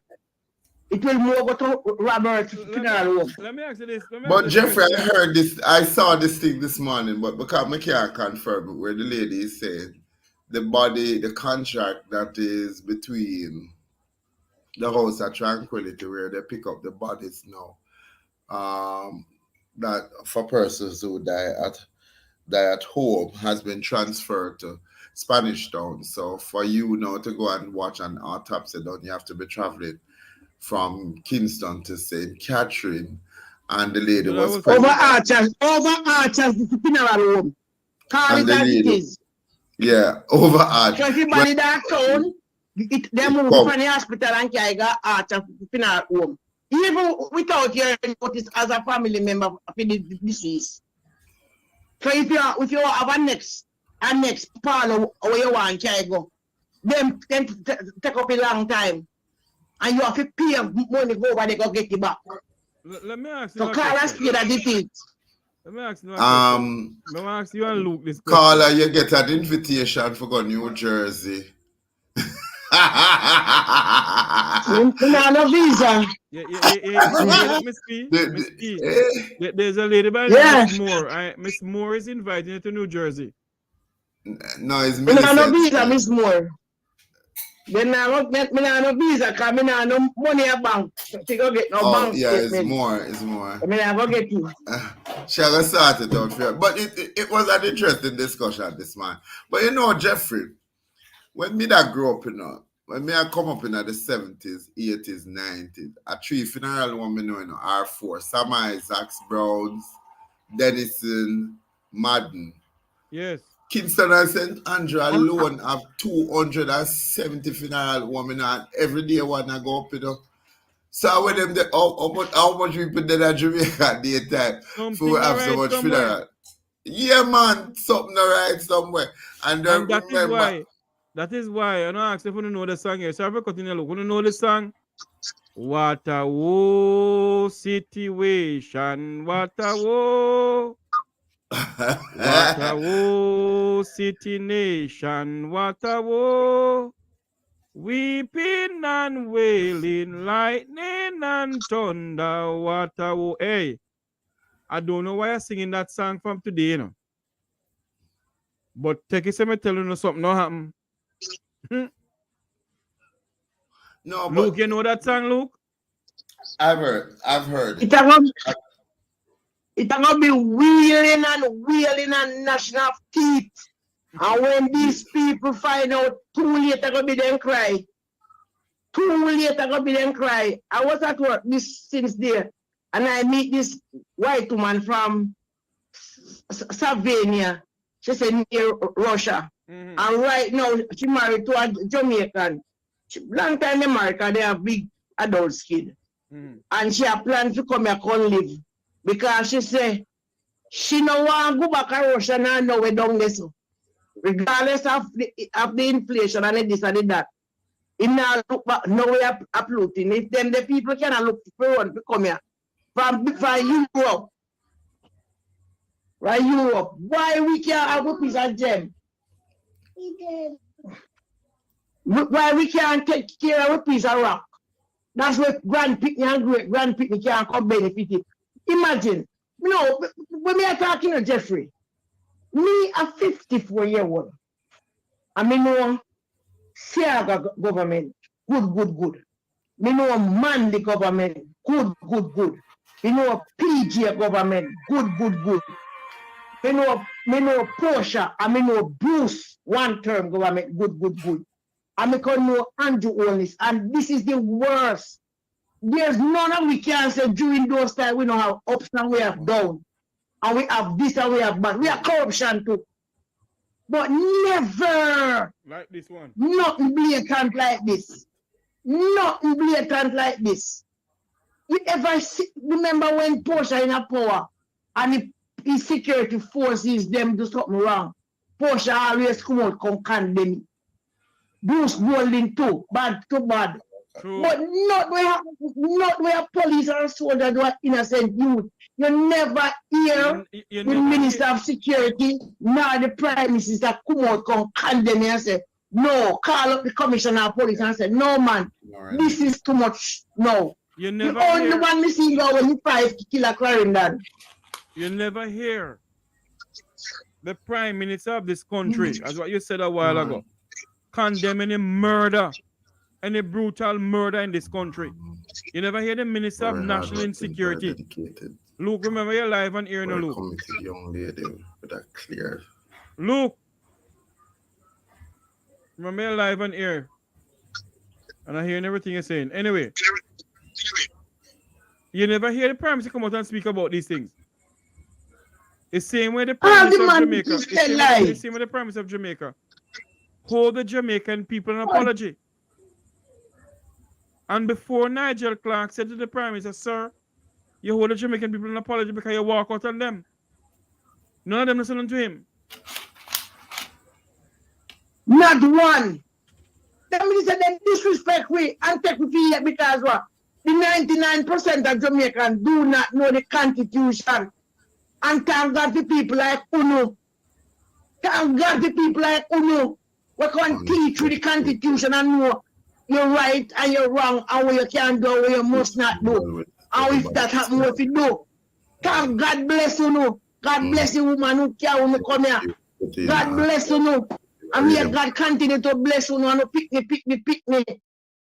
And make the name continue to grow. Because this young man take me for idiot.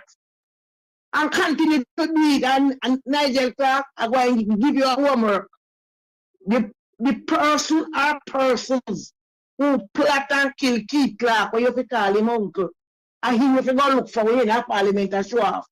I come in to be like you hear them betting with them to get the position where you're in. At no time nobody couldn't kill my innocent uncles from me and them, my friend. Yeah. That you figure look pan. That you figure look to. And tell your cousin them that a Keith Clark with them. How their father dead. Why their father dead. That you figure do. You see who know? Who know wall crumble little by little. Anyway, and that me have to tell you now that me a listening program. And for all who night chat and take up for man and for woman. Take up for no country. Take up for no country. The great bush throat. Who in our bed?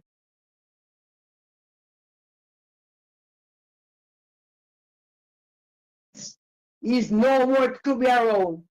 So one day, who are going to reach the two? Sorry. And man, look, me go on my bed. And me a listen and me a pray. God blessing and coverage over your nephew. And Thank you very much. ask the family to hold strength. And let us pray and believe. Not only just pray, but pray and believe. God will pull you through. Continue to be the person who you is, because Satan always tries some trick to push up in face. But in the name of Jesus Christ of Nazareth, in the Father, the Son, the Holy Ghost, the moon, the star, the sun, Mother Nature, anybody have Luke nephew, release him. Release him. Release him in the name of Jesus. That young man have done nothing. Release him. Release him. I release him, you know. When you get captive, you know, go pretty. The cry of the child mother is on the shoulder. The blood is on the shoulder. Leave people pick me alone. Or a stronger Andrew Holness. You don't need to do something about this kidnapping of people. Pick me. That people don't know the back of too. And there's nothing we can put past, you know. Not that thing. If a hand's dead, me I say I want to kill it. You not left with no more thing. Be a negative about, you know. You not giving nothing to think positive about, you know. If you say run, we are going to try fly. Because no lie. You know it's so lie. And liar and thief walk together. So my brother Luke, and make your family, extended family, we know God go carry the truth. Yeah, man. No matter where you go, you say, hold on upon him. No matter his storm a blow, he will rock the vessel through.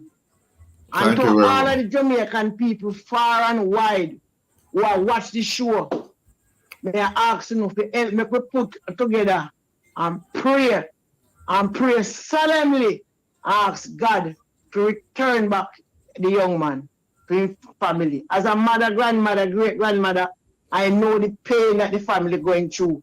I know it. I've never lost one of my kids, but I just put myself in a space. It could have been me. None of us is innocent. I have a 13-year-old son. I could have even come from school too. May I beg you, God, may I beg you. Have mercy. Have mercy. Mercy, we are beg. Please. We are beg you. Have mercy. And Brother Luke, me know he's a strong man. And to the child mother, so to a mother, please, hold strength. Pray. Ball if you have a ball. Don't keep it up. Shout it out. Ball it out. God is in control. Mother ball every. Thank you, caller. Thank you. I share your optimism. In mother ball every 5 minutes. So yeah, man, make she ball, make she holler out, make she blow it off. Because when anything happen to you, when anything happen to you, pity them. One pain come right in your belly bottom, right above your home. Nobody can feel that pain but you. Nobody feel that pain. The right at your belly bottom, right above your vagina, right at your home. there's a special pain. When anything happens to your people, them, I get a bad news. Let me tell you, it's hungry. She alone know what she go through. Right. Anyway, Undoubtedly, undoubtedly. But yeah, but Jeffrey, this is the real honesty that we need. Today, I was amazed when we see tourists in a protest at Negril with the local people. I want to get water. That video. I sent it to you. Oh, you did? Okay. Yeah, man. I sent it to you earlier and say your town. Yeah, it reach all the white people them now because they're about their protest with the deities. Yeah, man. If you check everything that I sent you today.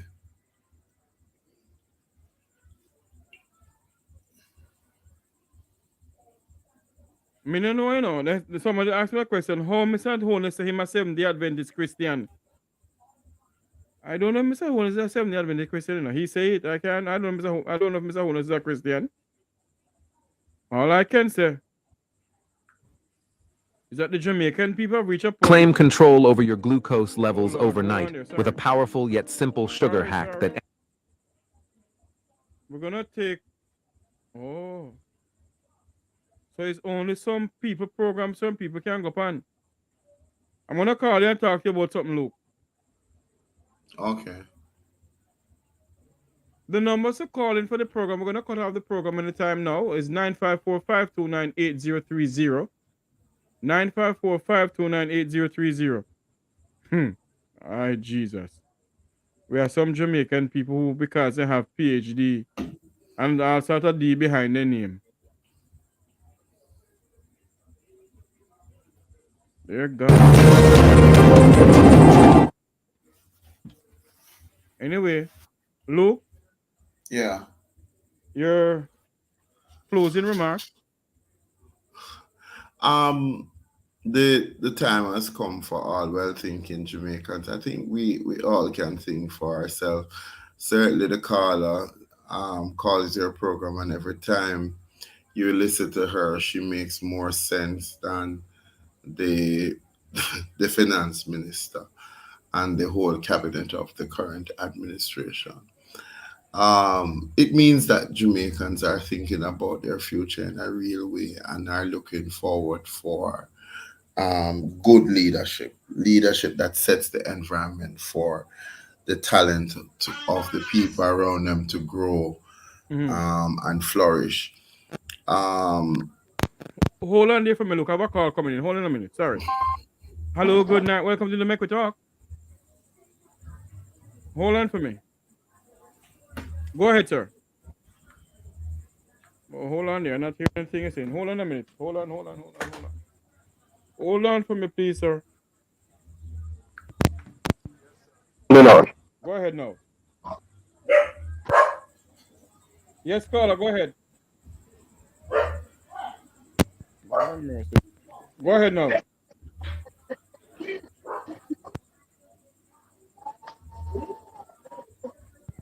Hold on for me, sir. I don't know what's going on. Why we're not hearing you. Hold on for me. Let me try something else. Okay, go ahead now. Hello? Yes, sir. Go ahead. Yes, Hello? sir. Go ahead, sir. Go ahead. Go ahead, sir. Hello?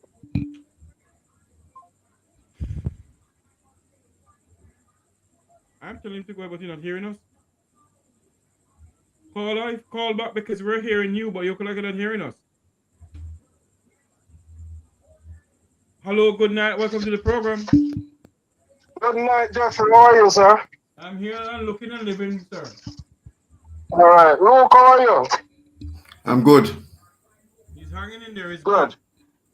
All right. I have one question to ask pertaining to the Auditor General and Mrs. Holness, right? She had gone to spoke to the Auditor General. She hasn't gone as yet, sir. She was going to do it. No, previous, before this one, where the opposition is asking her. No, she went and speak to the Attorney General. Yeah, the Attorney General. My bad. The question what I want to ask, she's not revealing what the Attorney General said. Isn't the opposition have the power to go to the Auditor General and find out what was the discussion about? Point was good. Thank you. No, there is something that I'm Carla. There is something that I'm checking because many of the time when government papers, I was of the opinion until I learned recently, when certain government papers go, the opposition don't get a chance to vet it or they don't get a chance to make an input. And so some of the statutory body have direct reporting to the administration, but so the opposition is at the base of the administration as to what is shared. Similar like how they have a practice in Jamaica right around election. Some minister burn the government papers. It's not your paper, and it's the government of Jamaica. So it's something that I was checking out today. Do the reports go to the board office simultaneously, or it goes to the administration, and therefore, but from the answers I'm getting, it goes directly to the administration, and it's only when it's tabled or to be tabled, it is given to the opposition. Now, it would be good to get the outgoing administrator of the House to come and speak on Jeffrey Tavares' show. But as I checked today, they said that she has not come to the end of her tenure. So therefore, I was trying to find another administrator for the House of Parliament who has retired and probably could clarify how government papers are issued. Because you see, critically to these discussions is that everyone here on this platform should have a better understanding at the end of the show how effective government are run. So if you don't give the opposition, technically, you might find to them get a heads up through long-standing relationship with people in the office. But most people who are working at Gardner House now says that under this current administration, the whole place is run untenable. People are on their P's and their Q's, and it is almost up. Some people are saying it has almost gone from civil to you literally come to a war zone there and how you're treated. And the truth of the matter, it becomes believable when you hear Jamaicans for Justice saying under Section 41, I think, of the Constitution, the Speaker is in breach of how she is addressing the situation between she and the administrator. And that for the first time you ever hear the Civil Service Association coming out so forcefully. But the truth of the matter, if you look at the contentment that the opposition is treated with in Parliament, and it's not to say it's just in this administration, I know that there has been high bantering under previous administration. Certainly, but when you hear PJ and Mr. Siaga used to go at it, it was just almost like you could draw up a chair, you're going to watch the national pantomime. Because both gentlemen came out very verbose. I remember once that PJ was quoting, you don't walk with the foot soldier when you're a horseman, and it became something in the house. And I was a student then at high school, and it was so funny because yes, boy, them man you can't argue, man, and them have some bad piece of lyrics.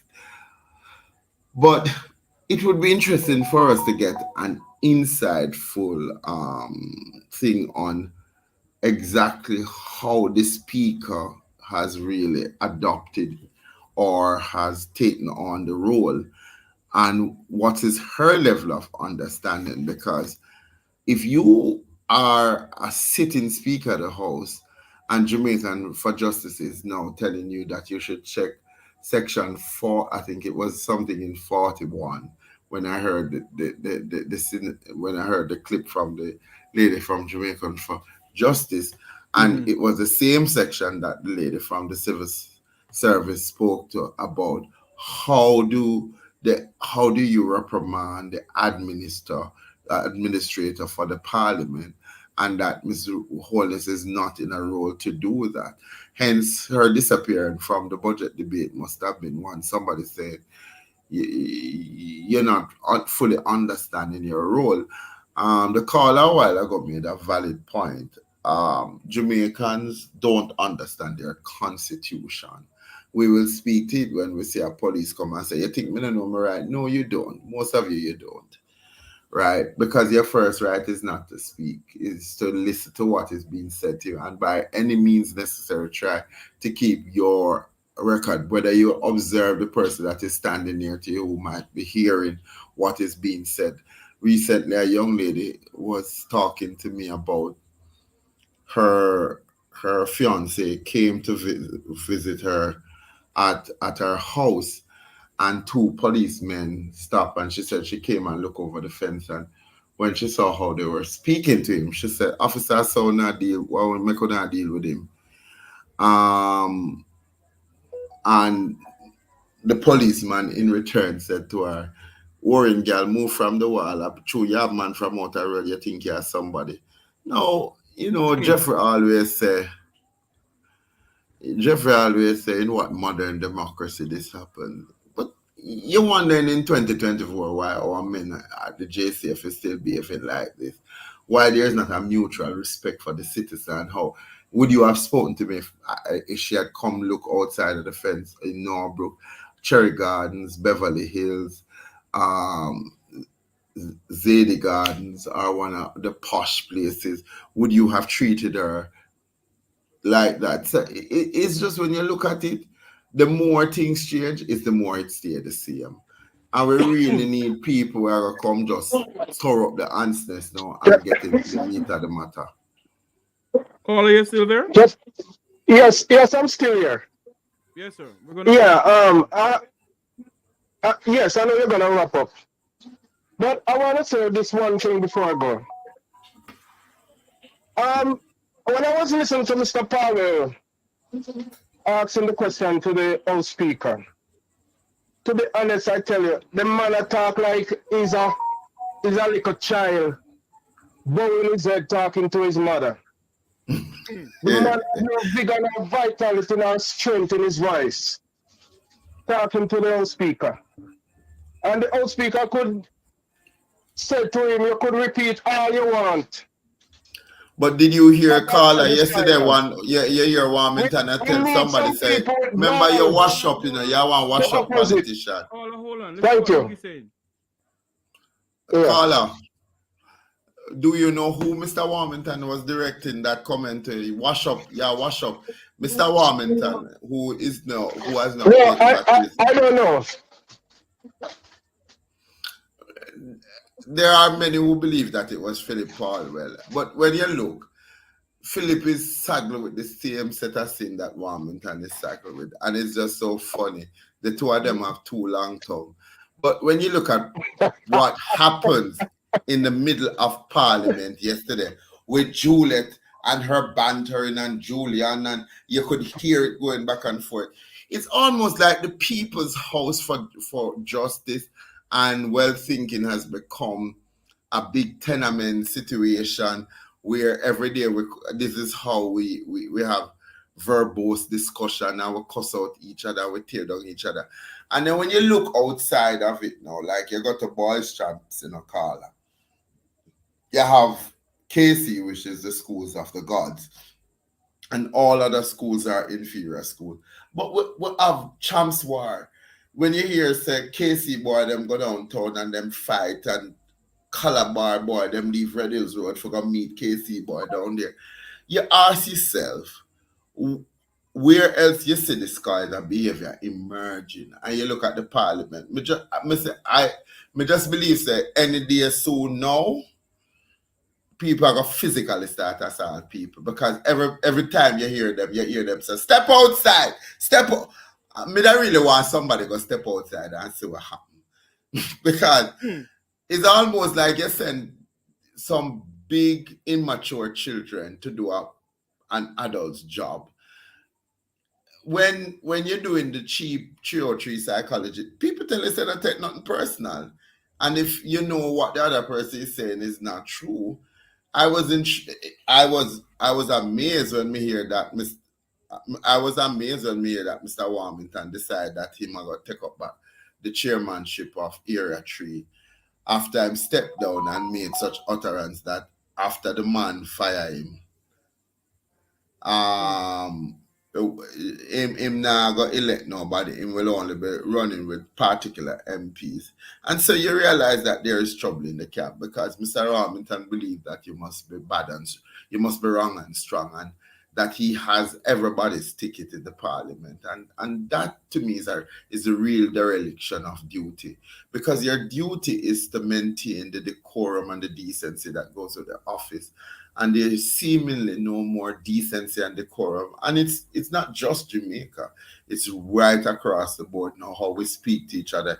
It have to be so dogmatic. We're full up of venom. It's a lot of venom. But look at the effect that it's having on our student population, how they talk to each other, how dogmatic they, and people are not stopping and saying, is my behavior contributing to the negativity that is surrounding the behaviors of aggression and indifference that we see in the school? I mean, it's not so long ago we watched a video with a girl stabbing another girl to death at the Kingston Technical High School. It's not so long ago that we saw students at the Denhamtown High School put a man to kneel in a Nazi position and took full disadvantage of another student. And you ask yourself, where are children seeing this sort of behavior played out? And when you look in the national parliament, I wouldn't let my child watch that sort of activity alone. True. The Westminster system has a bantering, but I watch the BBC, I watch how the British people conduct themselves. And I see more and more that we are going back to this system of the Westminster system, but there's really no respect. There's no respect. But you know what is interesting though? Everybody goes back to somebody's place after the budget presentation and everybody eat together. And it's like all of that bantering and all of that negativity that you see display is really to divide us, because they in the parliament seem to be united when it is needed. Today I think was the town clerk's mother's funeral, and literally KCC came to a grinding halt. But everybody who was somebody important was there. So PMP and JLP get together and they might eat and drink together. But the people and our young people it's only we saying this. Listen to this. Only we saying this. Mighty God, we need your divine intervention. We're tired of the labor right. We're tired of the green people. We are so far. We can't take it no more. We need this. We need this. We need it. Help. Help. Jesus Christ of Nazareth. Psalm 46. God is our refuge and strength. Is a liberator. Draw me. Mighty God, we need your divine intervention. We're tired of the labor right. We're tired of the green people. We are so far. We can't take it no more. We need this. We need this. We need it. Help. Help. Jesus Christ of Nazareth. Psalm 46. God is our refuge and strength. Is a liberator. Draw me.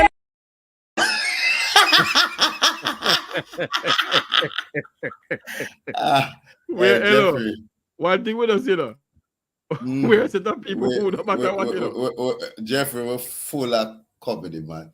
That brings me to a time when a lady in running to it constituency said every time she go check running to it office, them same day cabinet. So she said on this day she go and the lady said, she said about that time same day cabinet, because from in their cabinet him can't turn break front. I'm tired of the cabinet business.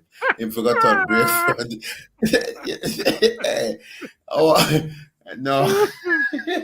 And you notice in the midst of her prayer, whoever I draw has to become a laborer. Look, The people who support Jamaica Labour Party are my brothers and sisters, the people who support the People's National Party. But it's time that we all come together in the interest of Jamaica land we love. And it shouldn't mean, it shouldn't. I talk to people on both sides of the fence. I'm here staunch, die-hearted Labourites say, boy, them love them party, but them can't support this Prime Minister and what he's doing.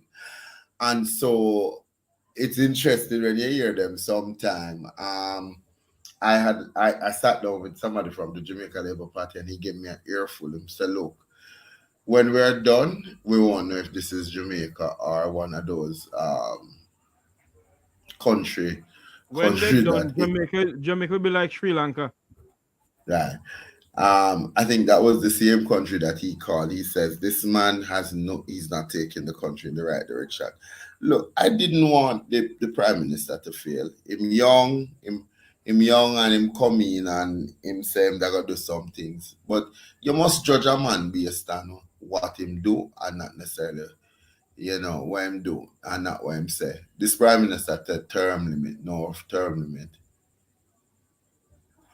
What the PMP are saying, they wanted Lisa Hanna, not Mark Golding. They said Mark Golding is just not a Michael Manley. They wanted Lisa Hanna or Damian Crawford. They are dissatisfied with the 18 years on the PMP. I don't know about arrogance. Because what people say about Mark Golding at the end of every sentence, them say Mark Golding is a mild-mannered person. You might not agree with him, but when it comes to him being personable, them tend to feel like he's personable. And I find that even Jamaica Labour Party supporters said that too. Say him not arrogant and be bad like other people. Well, me don't know. Andrew, you can't divide a leader from a personality when him inherit. The Jamaica Labour Party has always had some very arrogant, very talk down to people who, there was nothing more disheartening to me than when the Prime Minister said his people will go corner shop is likely to spread the COVID virus, and that was not so. Because at first we'd wonder, how do you contract and then pass transfer? And for you to make public utterance like that when you ran on the fact that Jamaicans would move from absolute poverty to prosperity and we're still waiting, I think that is where you should be scored. You should be scored. But Jeffrey, thank you for having me on your show. Indeed, my friend. The fight continues. We fight for the heart and soul of this country. It is people like you and your audience who inspire and give hope to the process of change. Change is constant. It's not stagnant. And I believe we're going to get to a point where our back is going to come against the wall and we have to either fight or give up. And I think we're going to see the spirit of Bogle and Shah and Nani rise again, and that the God will be put at the center of our development, and righteous people will rule, because the scripture says when the righteous rule, the people rejoice. When the wicked rule, the people suffer. And if people are not suffering in Jamaica like any time I've ever known, it's now. And it's not just now. Andrew and the PMP have made a lot of blunder, both administration. And since we're not prepared to do either coalition government where we vote for people based on performance and not necessarily the party, then we have to remember that elections have consequences, and we the people must not sit idly by and allow the privilege that we have afforded these men and women to go without challenge once they're not doing it in our best interest. It can't be on party line. It has to be on Jamaica line, because if we are directors of Jamaica, we would be some lazy director. We can't wait to hear buzzing. We should have the people's budget presentation. That's where I would have loved to hear somebody come out and do a presentation to show growth. And because you see the ideas that I was hearing, Jeffrey, them not new. Not new. Not a regurgitated material. Same old. Yeah, man, regurgitated material. Yes, and on that note, we're going to play this last video and we're going to say so long. And I accept that we will change that error when we get back into government. Because there's no doubt that when it comes to the idea of the Noise Abatement Act, Andrew Holness is not the father. When it comes to the idea of the entertainment zone, Andrew Holness, 99% probability that is not the father. And additionally, we are not signing any adoption papers because he has proven himself to be one of the greatest enemies of entertainment.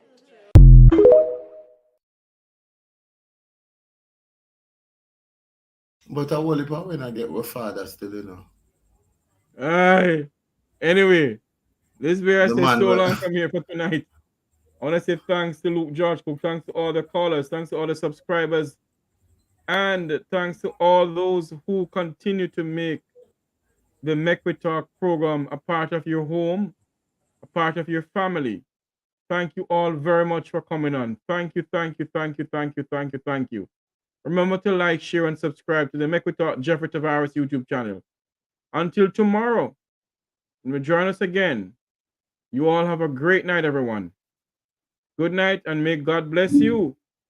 And may you continue to fight the fight for Jamaica land we love. Have a great night, everyone.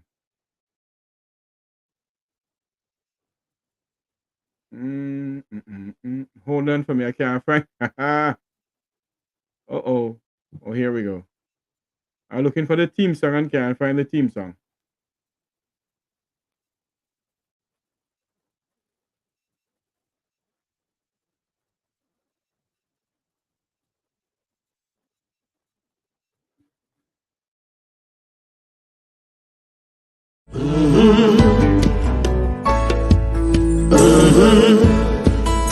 When the game gets rough and this life just seems so tough, Mek Wi Talk, my people, Mek Wi Talk. When this town becomes an ugly place, don't let it erase the smile from your face. Mek Wi Talk, people, Mek Wi Talk. Conversation is the key, a guiding light for you and me. Spark a talk and you will see. Conflict solver A to Z. World leaders master the art of self-defense just by talk. So people, Mek Wi Talk. Hey, we're living in a world that on ourselves we must depend. Mek Wi Talk.